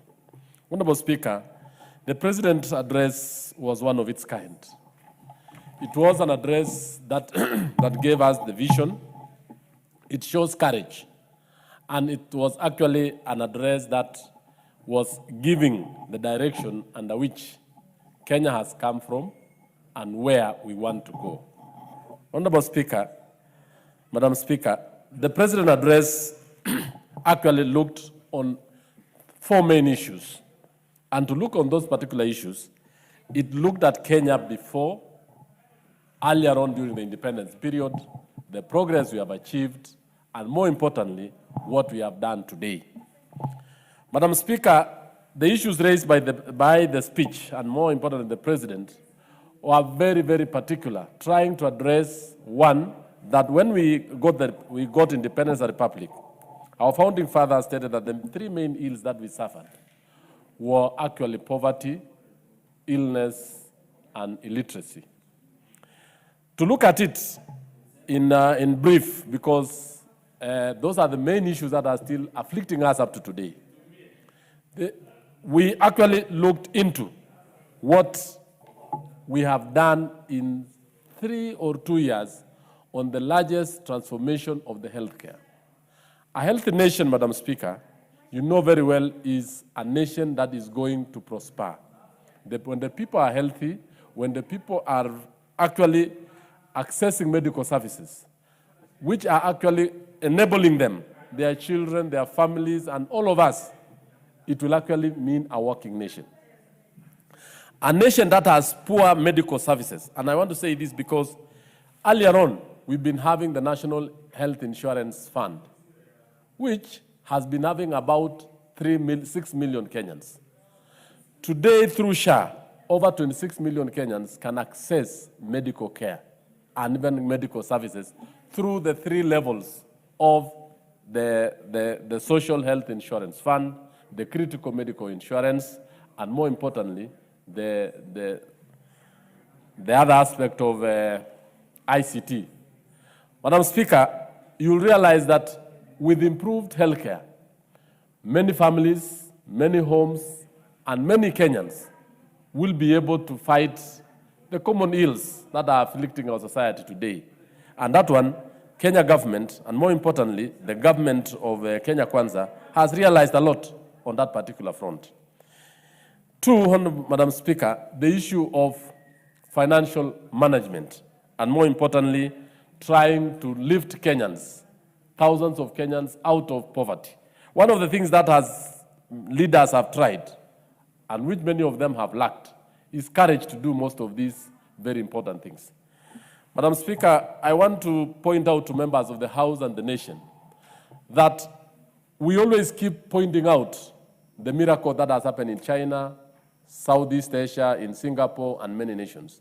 That miracle didn't happen because of, that miracle happened because the leaders of those countries, like 1978, what Deng Xiaoping did, and how trying to lift China from a third world country to a modern nation where every country is trying to emulate today, it was because of matters of courage.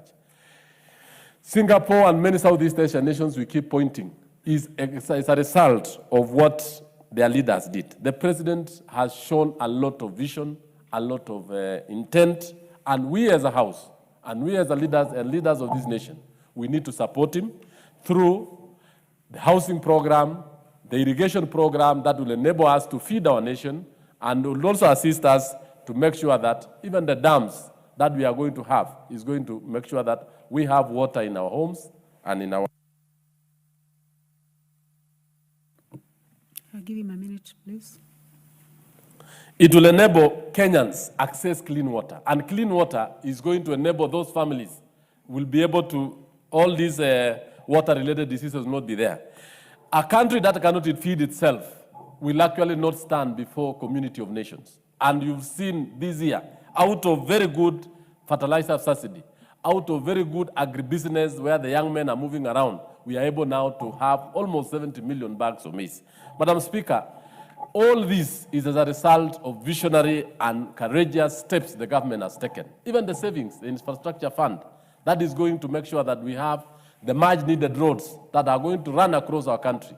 All these, many pessimistic Kenyans will say this is not possible. But the housing problem is seen in every village. The hostels we have in our colleges, the programs that we have in education on CBC and the universities, even the funding program that we have in the universities is actually good. I thank you, Madam Speaker, and I want that this is a speech of its kind. Thank you, and I support this. Thank you very much. The Honorable Samuel Atandi, member for Lego Soga.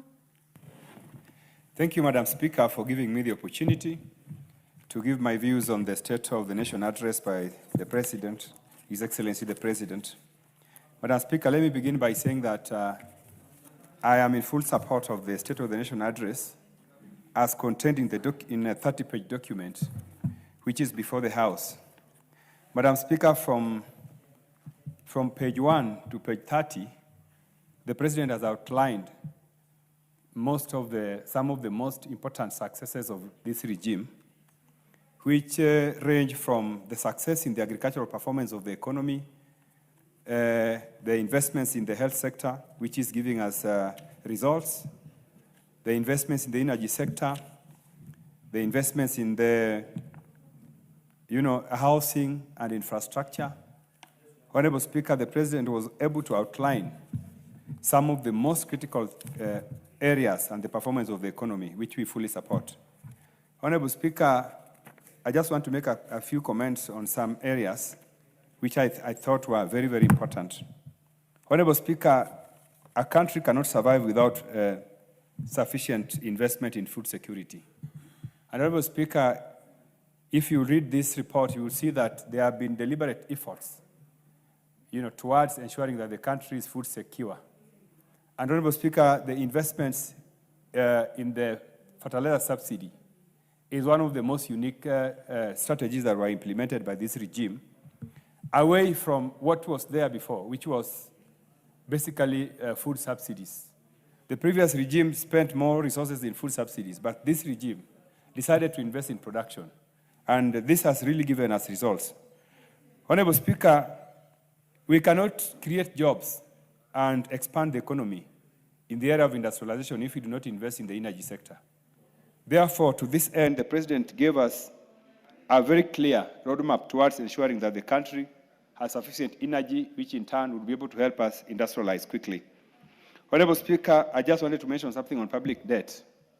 And Honorable Speaker, some people are saying that the new strategies which the government has employed, which includes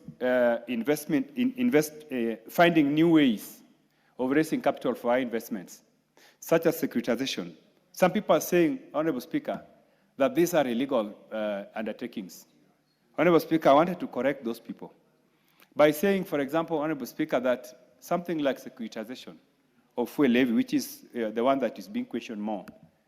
This is a program, Honorable Speaker, where private investors are themselves coming in to give the government resources in an arrangement where fuel levy, a portion of fuel levy will be used to reward, to fund them later.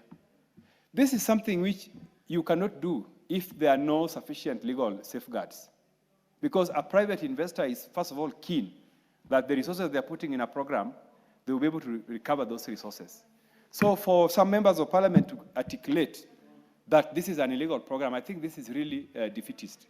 And I think it shows how narrow-minded some of our colleagues are, especially when they are approaching questioning some of these programs in a manner suggests that they are actually, thinking tribally. They are thinking tribally.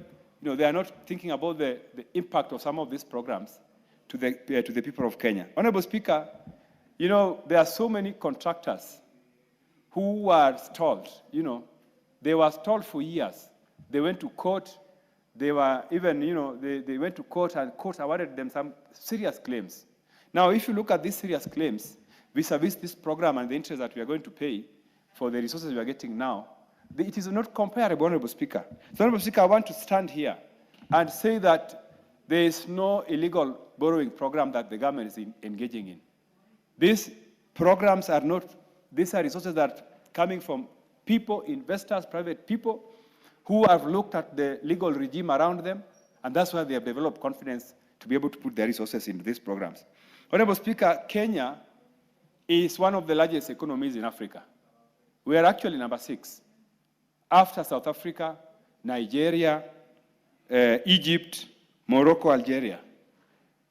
Honorable Speaker, I know we have our neighbors like Kenya, like Tanzania and Uganda. But let me point out, Honorable Speaker, that these are not our peers. Our peers are elsewhere.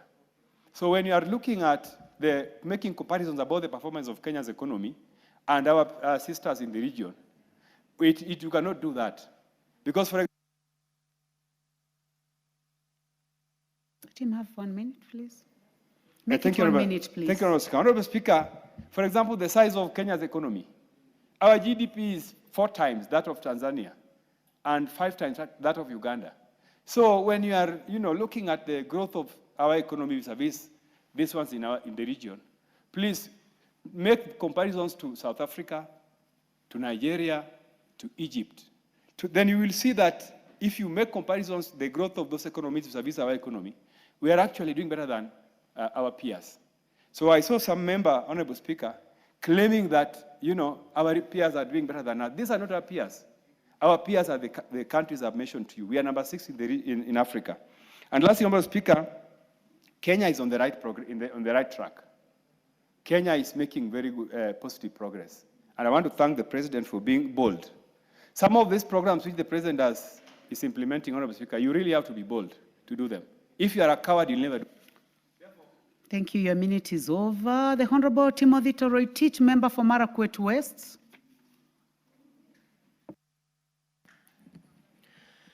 Thank you, Honorable Speaker, for giving an opportunity to contribute on the President's State of the Nation address. Honorable Speaker, the President made the address pursuant to Article 132 of the Constitution.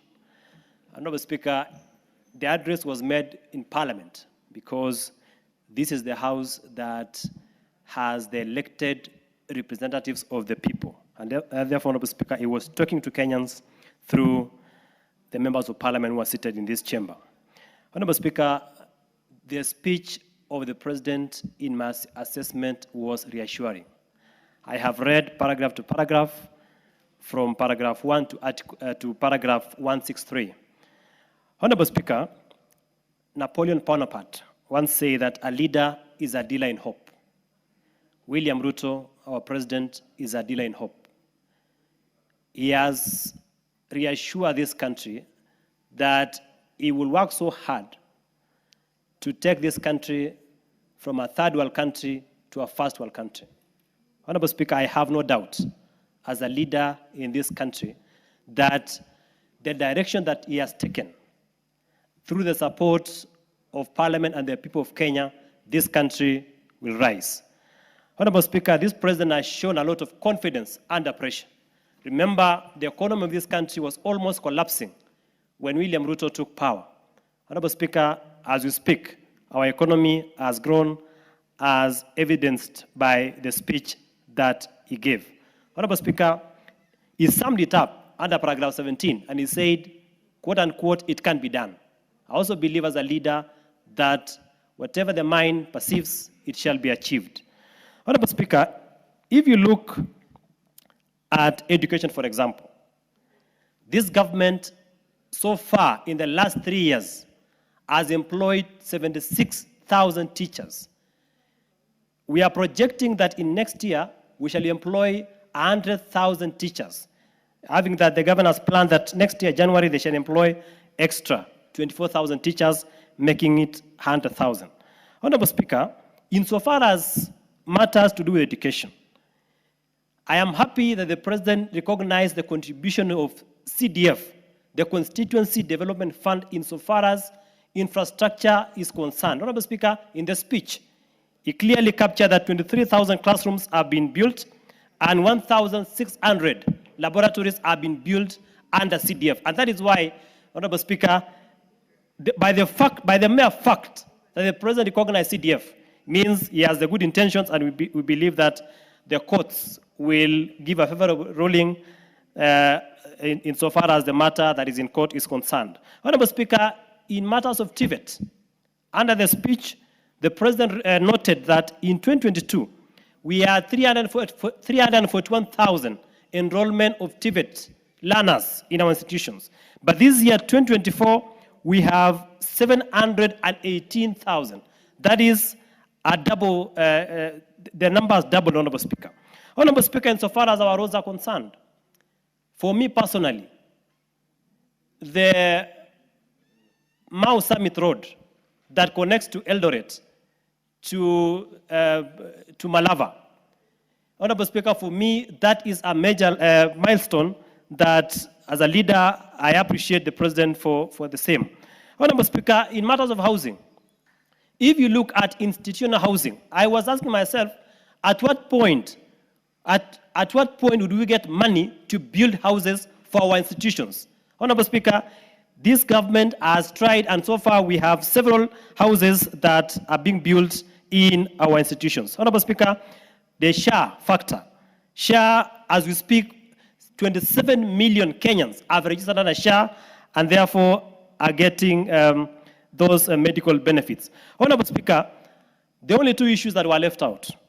We have 20,000 teacher interns who need to be confirmed. I believe that those teachers will be confirmed. Finally, Honorable Speaker, as a House, the government has done a lot. Our role as oversight as a House must be enhanced. There are so many projects, housing, ESP markets, that have not taken off. Some have collapsed. Honorable Speaker, as a House, we must be able to oversight. And I've always said that the best way to assist the government.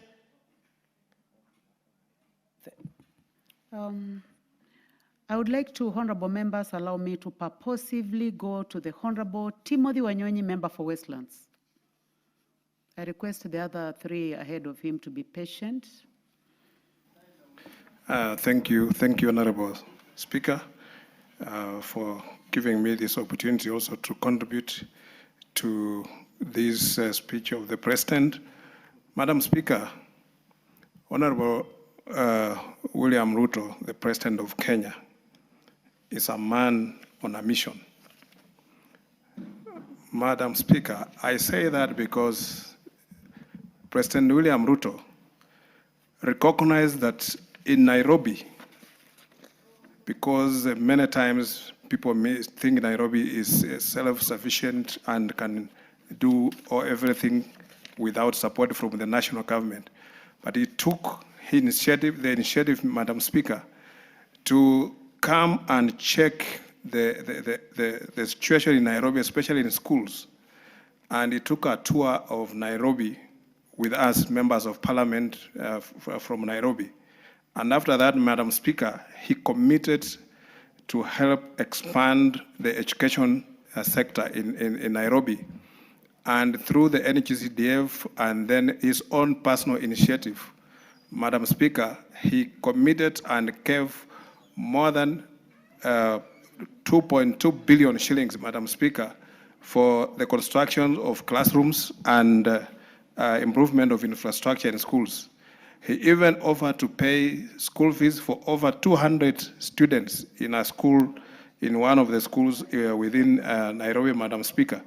And I can confirm that, Madam Speaker, the things that the President committed when we went on the tour, and he said within 3 months, within 3 or 4 months, they'll be up, Madam Speaker, the infrastructure that he committed even with his own personal initiative, Madam Speaker, are almost done. And I know there are many other things that the President has undertaken, Madam Speaker, especially in the infrastructure. He has promised to build a dual carriage from Lironi to all the way to Malaba, and I know it will be done, and many other things, and especially overhauling the health sector, Madam Speaker. It's a risk that many leaders, I think, will fear to undertake, but he did it. He has done it, and I'm very sure that Kenyans, those who have been attacking him, they should wait for the results. You know, when you're undertaking something new, you don't get the results immediately. And I know within time, these results will come out and people will see that he meant well for this country. He has done in the education sector, he has done in the health sector, he has done it in agriculture, and we can see now the farmers are reaping the initiative that the President made, Madam Speaker. And this is not just about talking. His is actually one of the leaders that is hands-on. He does things, and if you ask President Ruto anything, he will provide you with an answer. Not because he will ask somebody, but he will provide you with an answer because he knows what is going on in the government, Madam Speaker. We know very well that we have been around for 60 years, and if our earlier leaders took the kind of steps that the President has taken, Madam Speaker, I'm sure this country will be a developed country. And I believe him when he says he's going to move Kenya from a third world country to a first world country, because the initiatives he has put in place and his determination, Madam Speaker, he will change this country and put it where he has committed to take it. And I'm very sure, Madam Speaker, Kenyans will appreciate that. Let us give the President support. Let us remain with him. And also the people, especially sitting in the government, the cabinet secretaries and others, senior officials, they should highlight the achievement that the government has achieved so far. Because some of these things, that's why some people are accusing the President of lying or doing this, because they don't know what is going on. The information should be out there in the public domain so that people know what has been done by the government since the President took over power from President Uhuru. Madam Speaker, I know and I believe that this country is going to be a first world country, maybe not within the time of President Ruto. Thank you. The Honorable Abdul Haro, member for Mandera South. Thank you, Honorable Speaker, for this opportunity. Honorable Speaker, my contribution on the State of the Nation address by the President. The President promised to tell us a story, and indeed, he told us a compelling story of the progress this country has done in the last 3 years, a compelling story of where we stand now as a nation, and a compelling story giving us a snippet of what the future roadmap looks like. Perhaps the drafters of the Constitution were a bit economical when they were giving the President that speech, because they gave very scanty story from the hot, dusty, and fragile northern Kenya. Perhaps they should have given more stories from that part of the world, because the President has really done a lot in northern Kenya, like he has done for the rest of the country. For example, there is a road, the Great Northern Highway Road from Isiolo, that passes through Modogashe, Wajir, Elwak, and Mandera, which has formed a ringtone in TikTok and other social media platforms. That road is actually a 750-kilometer road, which is funded by World Bank and $750 million US, which is currently the largest road infrastructure project funded by World Bank in the sub-Saharan Africa. I thought that road should have, the story on that road should have featured very well in the State of the Nation address. Honorable Speaker, the President reassured the country about the question around food security, how the food security has been enhanced, the question around farmer income, because this is an agricultural country, and also about how the Kenya exports from agriculture has been enhanced.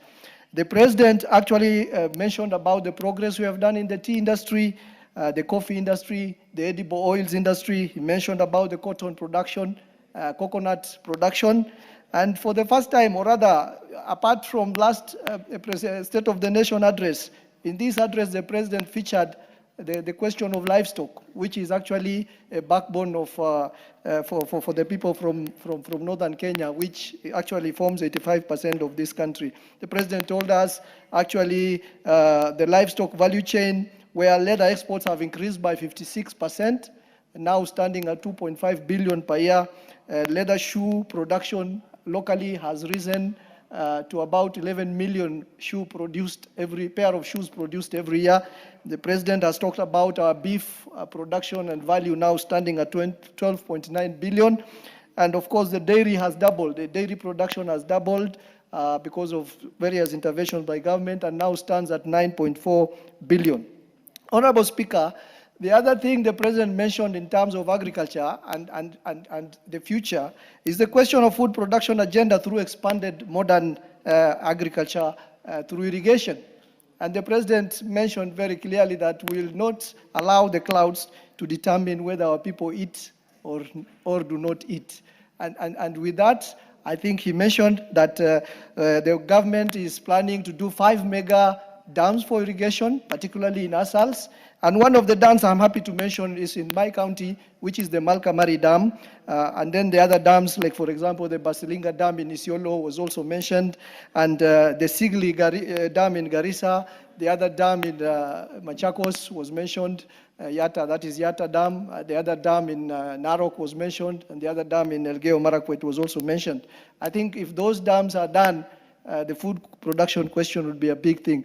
Because I can see the light is on, Honorable Speaker, the other thing that I thought the president should have mentioned, which as the country is doing very well, but it's not mentioned, is the question of insecurity, particularly in northern Kenya and our borders. We have a lot of peace now. We have very little ethnic conflicts going on, and our borders are safer today. And I thought the president should have mentioned that to the country so that we all know the progress that have been made and the achievement that has been made in that area. Thank you, Honorable Speaker. Thank you. The Honorable Rahim Dawood, member for North Imenti. Thank you, Madam Speaker. Madam Speaker, first I wish to congratulate His Excellency the President, William Ruto. What he said last week was very, very up to speed. Madam Speaker, and I even appreciate Honorable Mbui, today he has admitted that the President is an excellent leader. I was even surprised it coming out from Honorable Mbui saying that, and hopefully he'll come to our side in the near future. Madam Speaker, as a country under President Ruto, our forex reserves are at an all-time high of 12 billion US dollars. Madam Speaker, we are only supposed to have a maximum of 4 months cover, but we have exceeded the 4 months cover, and it has never been as high as it is now. Madam Speaker, Standard & Poor's is a rating agency which, when we borrow money, have classified Kenya, have moved Kenya from B- to B. Madam Speaker, that is because we have not defaulted on any funds we have borrowed. And that is a very plus point for our president, because his administration has managed in many, many years to raise the profile of Kenya as a good borrower. And when the infrastructure fund, the funding which was there before the Eurobonds, and we should note that it is not the government of William Ruto which borrowed all those funds, the Eurobond funds and all that. It was the previous administration. It is just a case that we are now paying over $1 trillion shillings in borrowing costs with interest and paying the principal. So we are laden with a lot of debts from the previous administration. And when one of our colleagues said we are borrowing we have borrowed so much money, but how do you expect to pay what was borrowed earlier if we do not borrow and pay our debts? Madam Speaker, the presidents in this regime, we have got fertilizer, the subsidized fertilizer. Madam Speaker, the subsidized fertilizer has gone a long way to improve the agricultural capacity of this country. And with that, we have now raised the output in maize and other products as well. We have got the tea, like from my constituency, and coffee. The prices have gone more than, I think it's more than 50%. The prices have gone up in tea and the bonuses, together with coffee as well. So, Madam Speaker, our president has dared to dream. He did not have to do many of the things which others failed to do because they were scared of the consequences. Our president has dared to dream, and he's trying to make things work for this country so that we can move from where we are. I would not want to call us a third world country. I would want to call us a developing country, and we want to now go to the developed nations.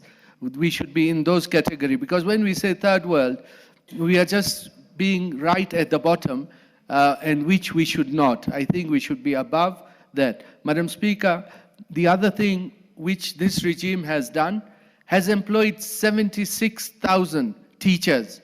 That is more than the teachers which have been employed by previous regimes. And Madam Speaker, let the pessimists give us what would they want to do with all the things which the president has done, because it's no use just criticizing President Ruto and not giving alternatives. Let them give us alternatives of how we are going to revive the economy, because the economy, the way it is going, it is being revived, and we are going to be amongst the best in Africa. And I hope in a few years, by the time we finish with President Ruto in 2032, we will be amongst the developed nations of the world. Thank you, Madam Speaker, and I support. The Honorable Lisa Chelule, member for Nakuru County.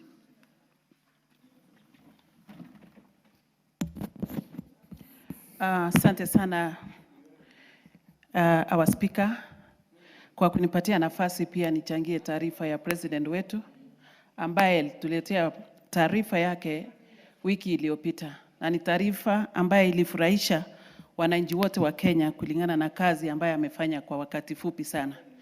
Nasema hivi, Mheshimiwa Speaker, yale mambo yote, taarifa yote ambaye alitupatia ni kazi ambaye amefanya kwa wakati fupi sana kulingana na vile wakati yake ambaye ameketi kwa ofisi. Ukijaribu kuangalia kwa umakini, Mheshimiwa Speaker, ile kazi yote amefanya ni kazi ambaye ilifanywa na wale president ambaye walituongoza wakati hiyo iliyopita. Ni kazi ambaye hawakufanya hata kwa miaka 20 wakiwa kwa ofisi. Kwa hivyo nachukua hii nafasi kwa niaba ya wananchi wa Nakuru kupongeza rais kufikisha taarifa yake katika bunge, na si taarifa peke yake ya kuongea, lakini ni yale mambo ambaye ametekeleza. Nataka kusema tunamshukuru sababu alichukua nafasi na akaonelea kwamba kuna watoto wetu wengi ambaye wamehitimu katika masomo ya ualimu, na alichukua nafasi ya kuhakikisha kwamba wengi ya hao walimu wamepatiwa nafasi kuandikwa kwa serikali, wawekwe kwa kazi, na si kwa kandarasi, ni kuandika wafanyikazi kwa njia ya permanent and pensionable, na tunafurahi sana kama watenda kazi katika serikali yake. Ningependa tu kuchukua hii nafasi niambie wananchi wa Kenya kwamba president amefanya kazi, yeye mwenyewe hajaficha, amekuja na ametangaza. Pengine ile shida tuko naye ni wale wanatangaza, wale wanahitajika kupasha habari kwa wananchi pale nyumbani. Mimi nikiwa moja ya wakulima, tunafurahi sana wakati aliposukisha bei ya fertilizer kutoka 7,500 kwenda 2,500. Ilitusaidia sana kama wakulima, ilisaidia wakulima wetu wote, na kwa saa hii Mheshimiwa Speaker, hakuna mtu ambaye anasema ako na shida ya njaa katika nchi yetu ya Kenya. Pengine ni yule tu hajapenda kupanda, hajapenda kwenda kwa shamba. Kwa hivyo napongeza rais, sababu hiyo ilikuwa njia moja ya kumaliza mambo ya njaa katika nchi yetu ya Kenya. Sababu watu wakiwa na njaa hata wana amani. Kwa hivyo siku hii tunapoongea kuhusu taarifa yake, ninajua kila mtu wako na amani sababu wako na chakula ya kutosha. Nataka kusema mambo ya amani katika nchi yetu ya Kenya.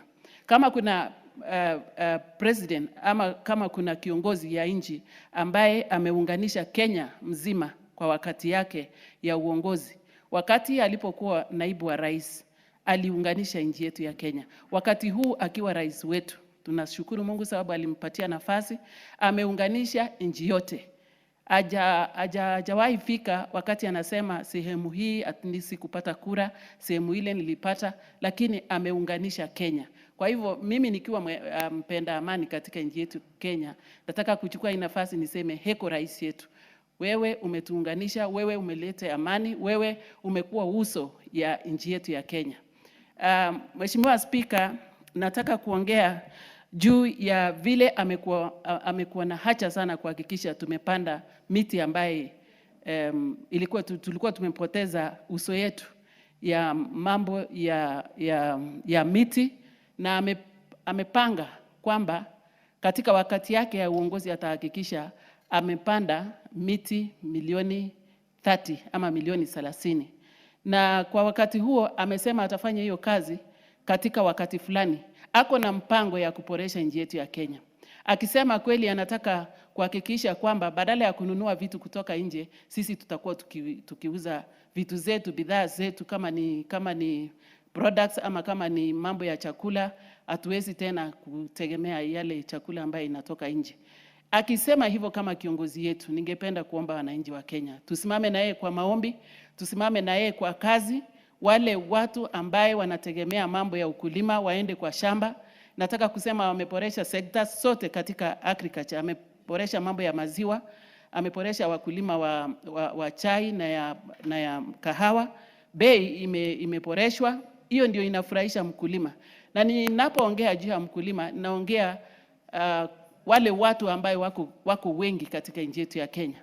Ni wachache sana wale watu wako kwa ofisi.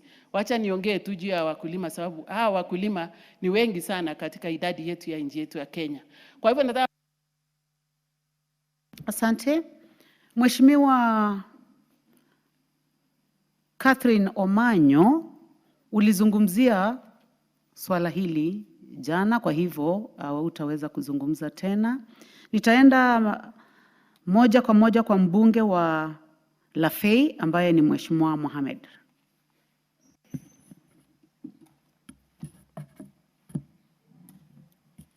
Thank you, Madam Speaker, for giving me this opportunity.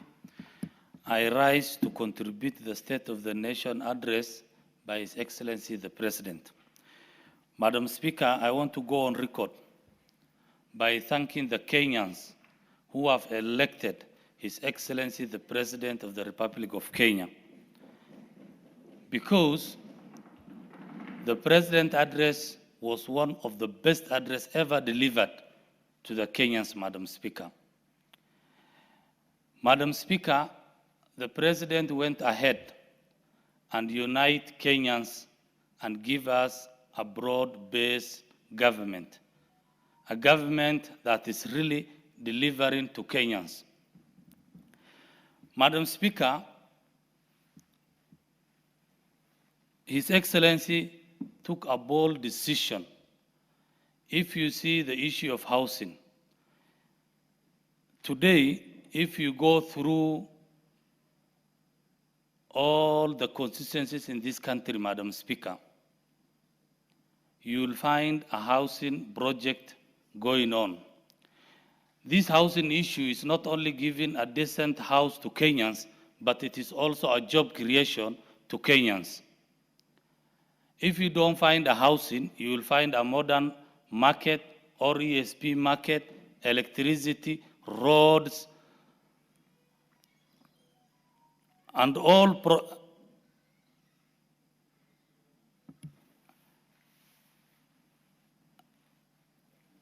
if you go, as I have said, Madam Speaker, If you don't find my constituency today a housing project, you will find an ESP market, you will find a road being constructed. So that is the kind of the promises he made His Excellency during his campaign, and he has really delivered to the Kenyans, Madam Speaker.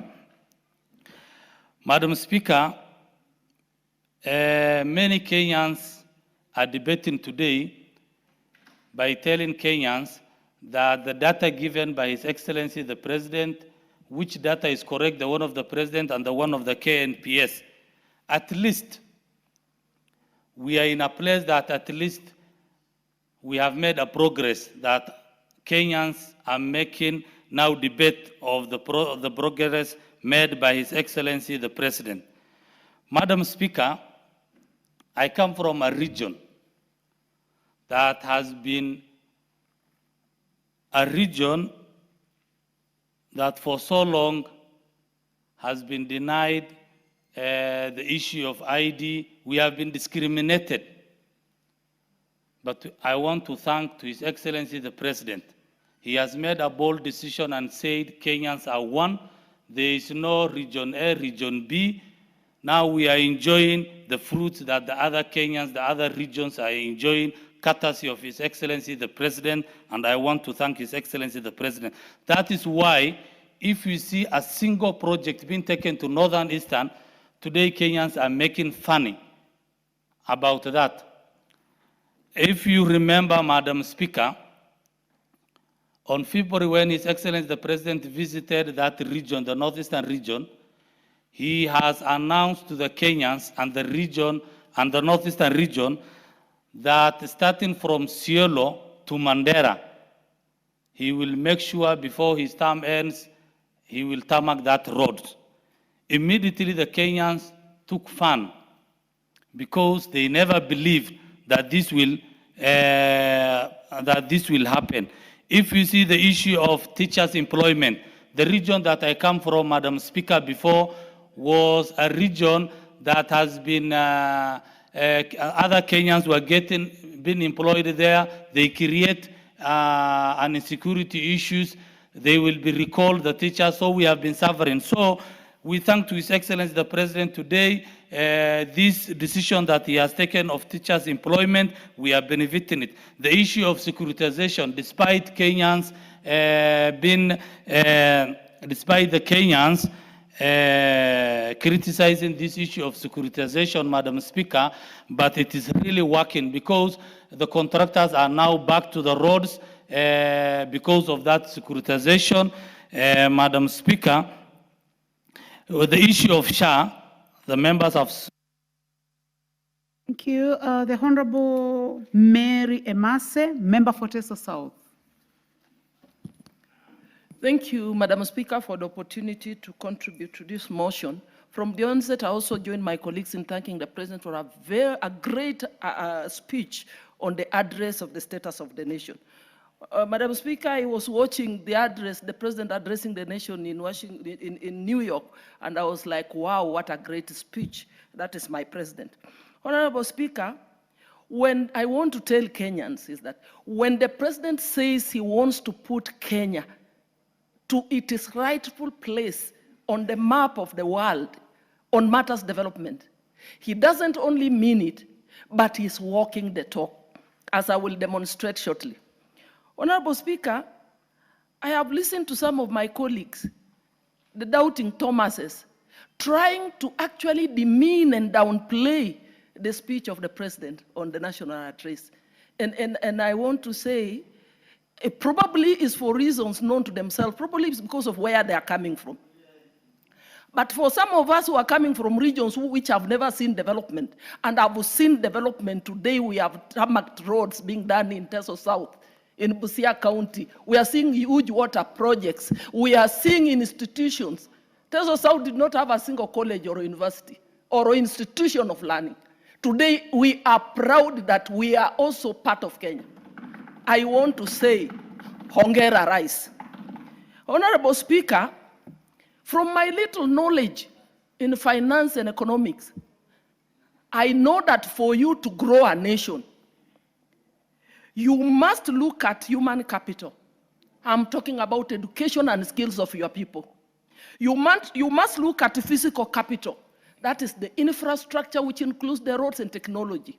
You must leverage on your natural resources. You must have a stable political environment. And we see the president being a symbol of unity, preaching for unity, trying to unite the whole country, and in his speech saying every part of this country must get development. Honorable Speaker, you must support and boost entrepreneurs. We're seeing it being done, and the president articulated it in his speech, supporting entrepreneurs through the Nyota program, the Hustler Fund, and so many other interventions. And Madam Speaker, you must support trade, provide policy, legislation that encourages investors to come to the country and for trade to thrive. And I want to demonstrate how the president is working that, Honorable Madam Speaker. And allow me look at this from the perspective of the 5 key pillars of the Kenya Kwanza manifesto. Honorable Speaker, when you look at human capital and people investment, because you can't take the country. I want to show Kenyans how the president is not just talking, but he wants to take Kenya to where he's saying through action, through effort, which is demonstrated, which is factored in the budgets and all other interventions. When we say education, there is a lot going on, massive investments in education, in science, research, and innovation. I do not want to go into the details. My colleagues have spoken of the number of teachers employed and what have you. We're talking about the creation of the State Department for Science, Research, and Innovation to scale up STEM education. That is action. We're talking about the ambition to raise funding for research from 0.8% to 2% of GDP, and also mobilizing public and private resources towards that cause. You cannot develop and grow without investing in research and development, so that your budget is anchored on evidence and data. Honorable Speaker, I beg for a few minutes because I need to explain 1, 2, 3. Honorable Speaker, on the same, he is also, like I've mentioned, supporting a lot on entrepreneurship. 2, on agro-industrialization, food security. It has been mentioned. Please conclude so that you give others a chance. Yes, there is also a lot being done on MSME economy. It has been mentioned here, supporting all that in that space. Honorable Speaker, I cannot talk about housing. We see mushrooming of many success stories that Kenyans can speak today and see how SHA is actually transforming the health sector. Honorable Speaker, we can speak energy. You can't grow the economy with... Very well, Member for Teso South. The Honorable Mpuri Aburi, Member for Tigania East. Asante, Madam Speaker. Yangu ni kusangia hotuba ya rais ya wiki iliyopita. Ilikuwa ni nzuri zaidi, Madam Speaker, kwa sababu tangu 1960s hatujawahi kuona rais ambaye amesimama na watu. Mimi kivyangu Tigania East tulimpigia Raila Amolo Odinga kura, tukiwa Simio. Na wasaizi ikirundiwa kesho zote tunaona kwa yule Ruto, kwa sababu aliweza kutuunganisha sote pamoja. Hakuangalia mahali ambaye hakupigwa kura na mahali alipigia kura. Ukiangalia for example, angalia Nyanza hakumpigia. Ukiangalia Wiper hakumpigia, lakini anatoka hapa anaenda kukuda kwa Wiper, anatengeza kila kitu. Anakuja kwangu mimi mwenyewe Tigania East ambaye alikuwa ameshindwa na kura. Ametengeza barabara ya Mkindu kuna 30 round. Wale contractor kwa site. Affordable houses za Mkindu zilizotengezwa. KMTC kule Mudhara inaendelea kutengezwa. Huduma center ambaye sasa tumepewa inaendelea kutengezwa. Kona zote anataka Tigania East na hakumpigia kura. Ndipo nasema kwamba ile kazi ambaye anafanyia wa Kenya ni kazi nzuri. Na Pangue asema kwamba huu ni Mkamba, huu ni Mmeru, huu ni Mluya, huu ni Mkalejini, wote wanaorganiza. Lakini nasema kwamba sitasema kwamba for example kuna mama wawili walienda kibarua kule industrial area. Na mama wawili walienda kibarua pale industrial area, mmoja alikuwa na watoto 10. Yule alikuwa na watoto 10 na mwingine ana mtoto. Jioni kafika yule mwindi akamweleza kwamba eti ya kwamba nyinyi leo hampati mzahara. Kwa sababu nini? Sina pesa, nendeni nyumbani. Yule mama ambaye alikuwa na watoto 10, hakutoka kwa ile mlango, alikuwa analia. eti ya kwamba siwezi kwenda nyumbani kwa sababu sina kitu kupeleka watoto. Lakini yule alikuwa hana mtoto, alienda nyumbani akifurahi. Sisi watu wasifikiria kwamba tunamuunga William Ruto mkono kwa sababu yeye ndiye amesikilia kikabu nchi yetu ya Kenya. Nikiwa mpono Mtwaburi, niko na watoto kwa mgongo wangu. Niko watoto wa Tigania East barabara. Niko watoto Tigania East Education. Niko watoto Tigania East KMTC. Niko watoto Tigania East Unduma Center. Niko watoto Tigania East ambayo nataka kuinuliwa. Kwa hivyo naambia Wakenya ya kwamba ukiona sisi wa support serikali, serikali ndio iko na kikapu ambaye inaweza kuinua watu. Yangu ni kusema kwamba niko na support kubwa ambaye nampatia William Ruto kwa sababu yeye ameweza kuunganisha Wakenya. Yeye ameweza kusema eti ya kwamba ana mtoto wa mgongo wala tumbo, wote anaunganisha. Nikimalizia, Madam Speaker, Rais William Ruto, uliangalia hapa, aliongea mambo ya barabara. Mheshimiwa kutoka upande wa Moyale naangaliza na Marsabit pale, amesema kwamba barabara zitatengezwa. Ukienda pale upande wa Waluya, barabara zinatengezwa. Ukienda upande wa mahali kuna ODM ambaye kumpigia kura, barabara zinatengezwa. That means huyu jamaa anaweza. Angalia mambo ya mkate. Watu walikuwa wanaandamana pana sufuria kwa kichwa. Watu walikuwa wanaandamana mambo ya mkate, akisikilia mkate, wasaizi ziko chini. Angalia mambo ya petroli. Hata mimi mwenyewe nilikuwa nimeudhika kwa sababu ya petroli. Wasaizi hakuna mtu anaongea mambo ya petroli. Angalia ndole ya nchi yetu ya Kenya ilikuwa 140. Wasaizi iko tuko sawa. So Madam Speaker, tasema kwamba ukimkataa mtu hata akiwa na mafuta, hawezi kusema kuna mafuta, unamtuvia vumbi. Kwa hivyo mimi kivyangu na support serikali ya William Samoei Ruto kwa sababu kazi yake ni kazi nzuri na inaonekana na Kenya. Wale ambaye hawaoni hii serikali hata ukiwafanya nini hawawezi.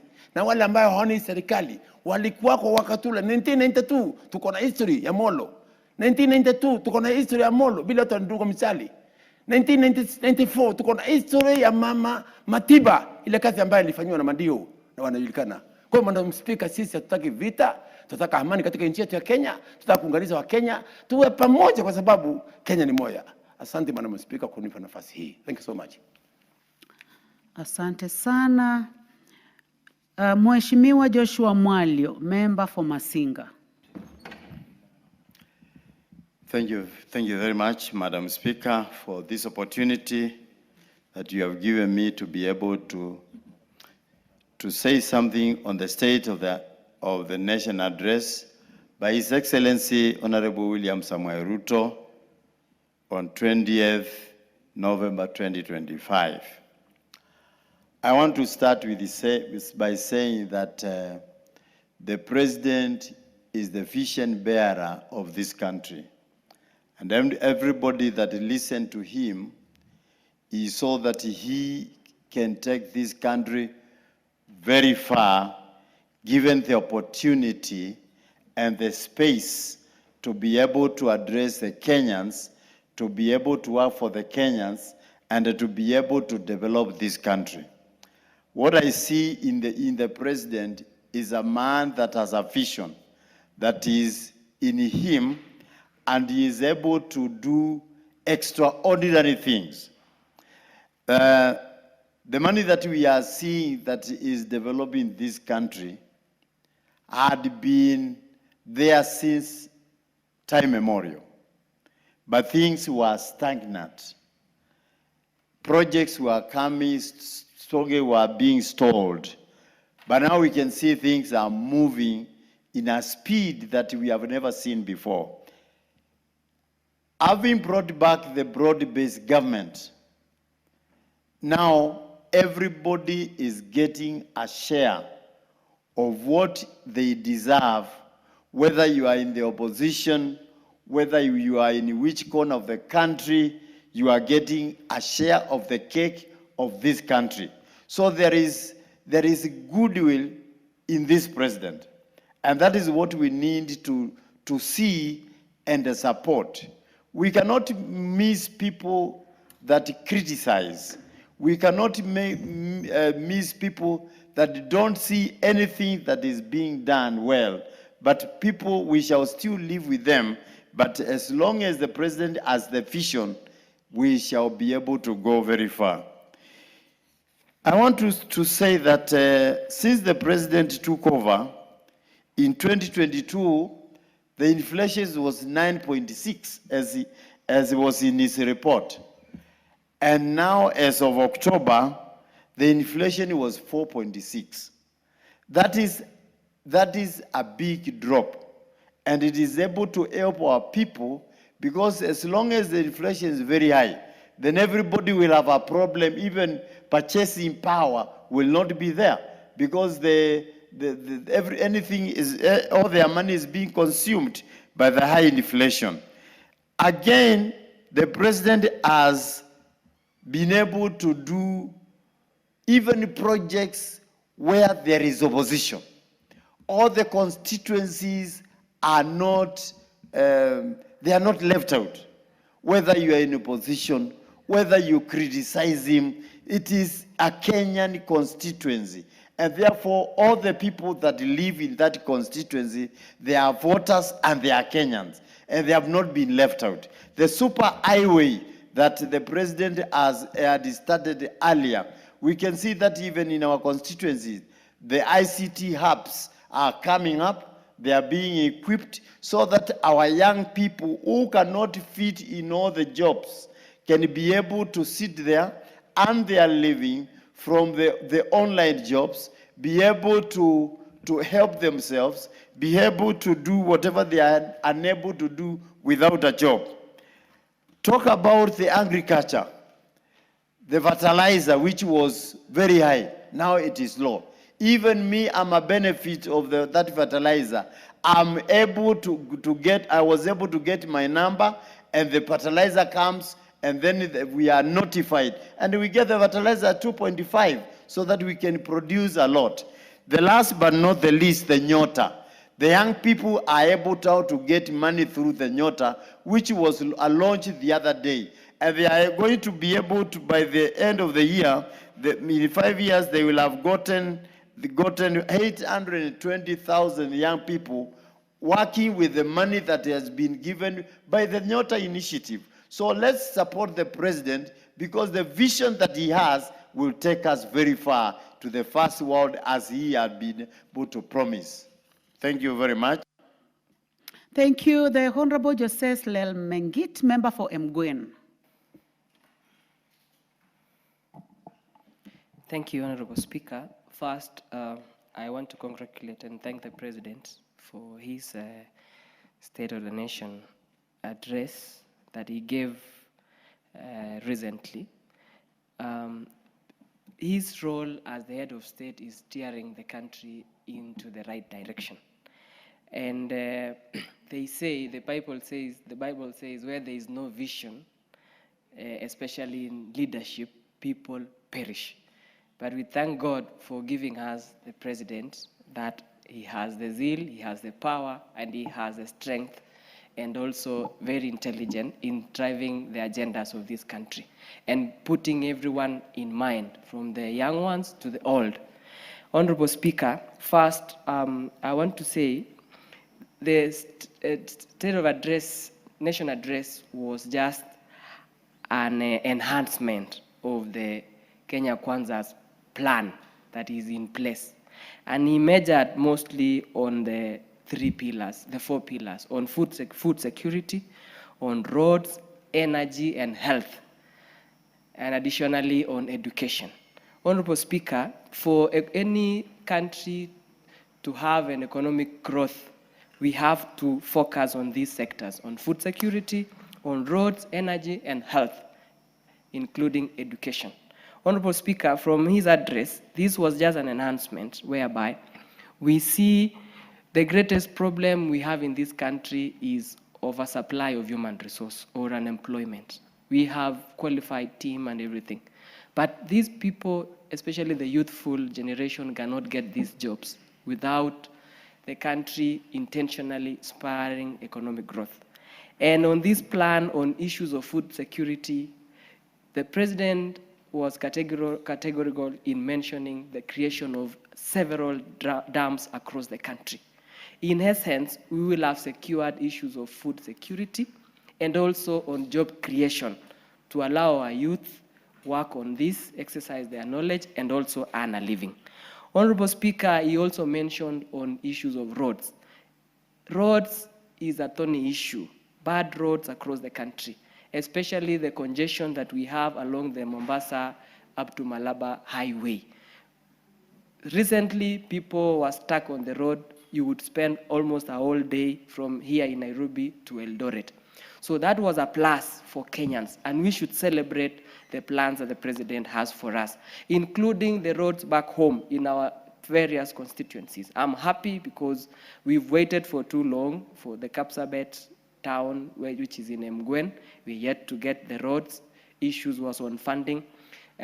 Other plans that he has across the county and also across the country. The challenge now was funding. And I want to echo the funding models that the president came up on the special funds on different categories, whether roads, on road levies, on health, on other different sectors, Honorable Speaker. I welcome, because that is the only way that is practical and sustainable in funding these projects. He mentioned a total sum of close to 5 trillion, which I agree, because apart from food security on roads and energy, the greatest problem also that we have is high costs of production within our industries, whereby one of the contributing factor is energy, expensive power. So coming up with this idea that we have a long-term plan where we need to reduce the cost of energy so that we can have industries working on products cheaply is welcomed. Honorable Speaker, I want to agree with that 100%. Also on issues of health.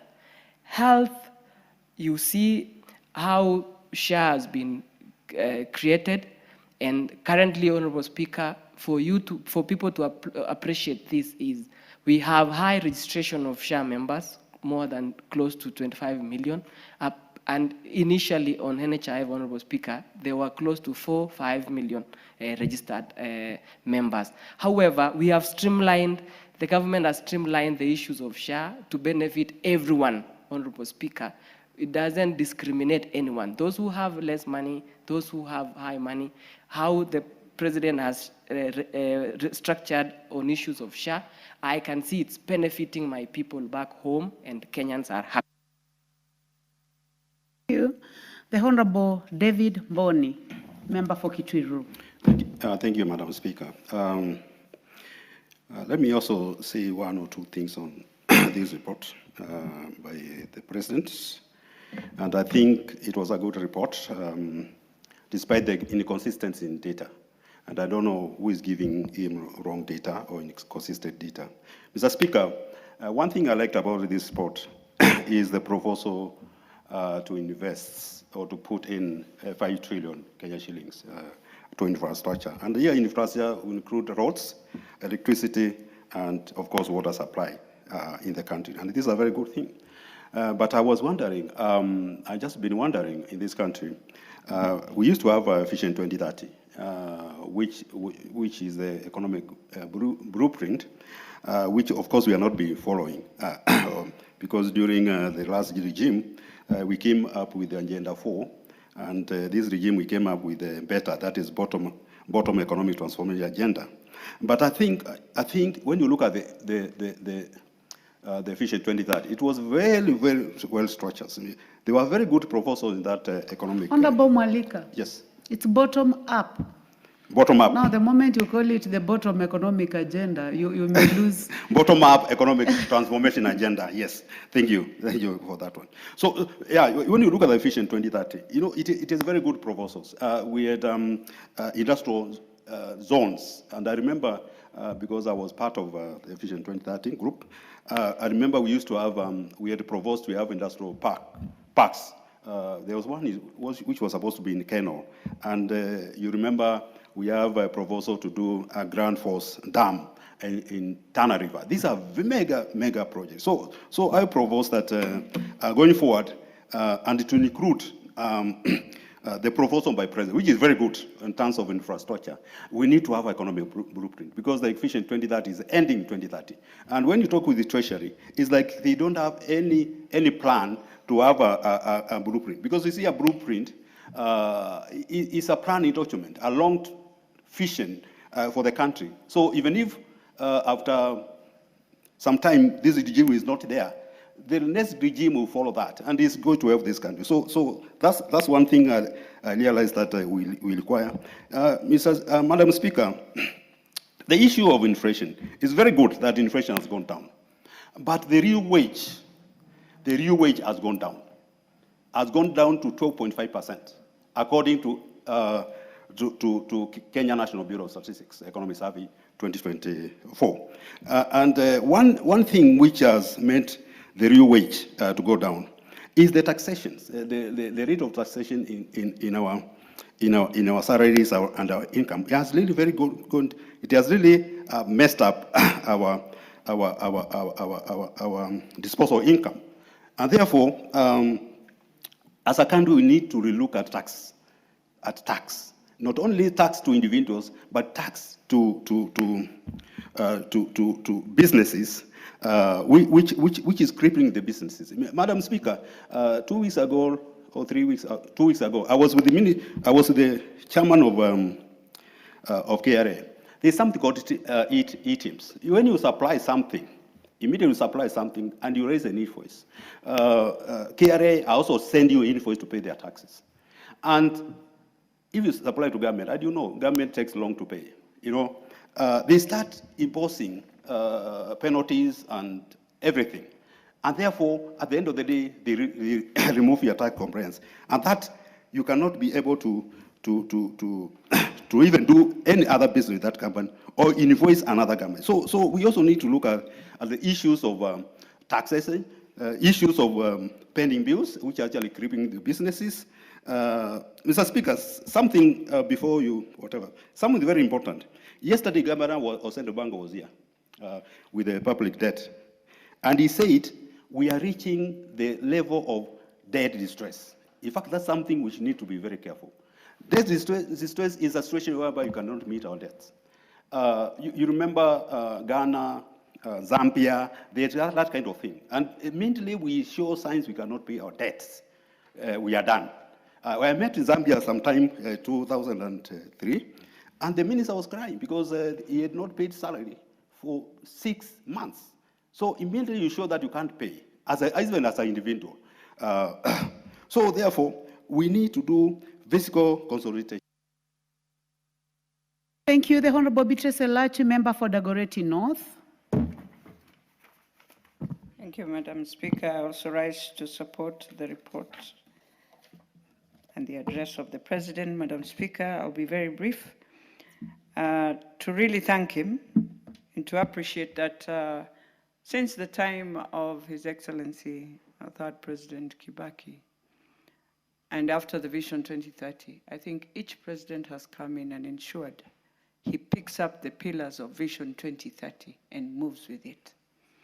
And therefore, when you look at the social pillar of the Vision 2030, we were meant at this time, Madam Speaker, to have changed our curriculum for education, which we have, to ensure you have schools in semi-arid areas, which we have really pushed with NCGDF, Madam Speaker, to ensure that within that social pillar, we will have what we call now the computer labs that we are told to come up with in every of our constituencies.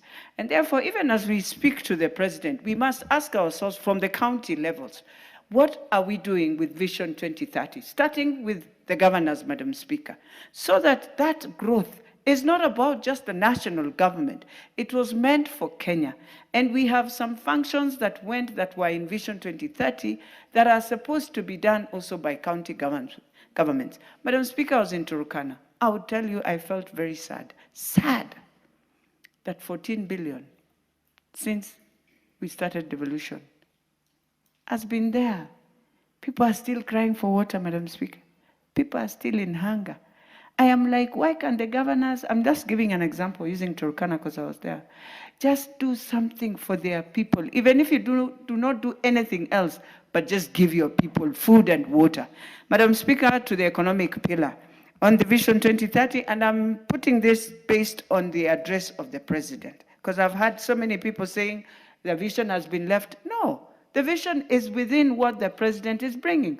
We agreed in Vision 2030 that we shall have affordable housing. In fact, 200,000 houses And so if the president has tried his best to bring it to where it is, then there's why we say we critique saying this is happening, and we critique to tell the president this is not happening. But for now, it is happening. We have infrastructure. He has tried to now think through and say, let us securitize and have our own fund, which will support us. That's the promises we did in Vision 2030. He has to come up now with a task team, Madam Speaker, that will look at what have we achieved in Vision 2030, and what are we moving forward to Vision 2063 or Vision 2070?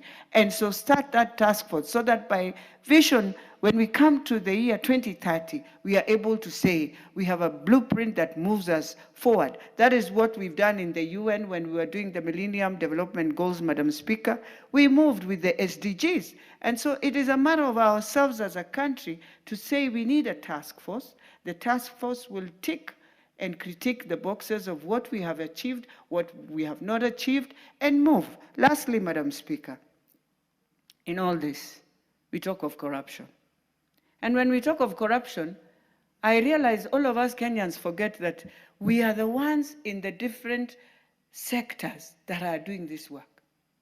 We are the ones in the different sectors, not just the president alone, all of us as Kenyans, Madam Speaker, that we find ourselves in a situation where we must stand and reflect and ask yourself, when I'm given public resources, how do I use it? How do I misuse it? How do I look for 10%? How do I look for entrepreneurs? Because Kenyans just point fingers at one direction, but they are the businessmen in the government. They are the ones doing all the businesses that we have. Why can't they also stop and say, no, for once now we are not going to do this corruption business, but we are going to do the right thing. And even if it's not that, Madam Speaker, I won't say the name, but Madam Speaker, there was a place where somebody supplied furniture, and I can see the Auditor General has now questioned, and even the staff have been now sent home. Yet this is a very, very, very, very senior person, and I think it is wrong. As I finalize, Madam Speaker, anyone who does business in government, do the right business and don't put also staff into challenges. I beg to support. Thank you very much, honorable members. Honorable members, and the time being 1 minute to 1 p.m., this House stands adjourned until today, Wednesday, 26th of November, 2025 at 2:30 p.m.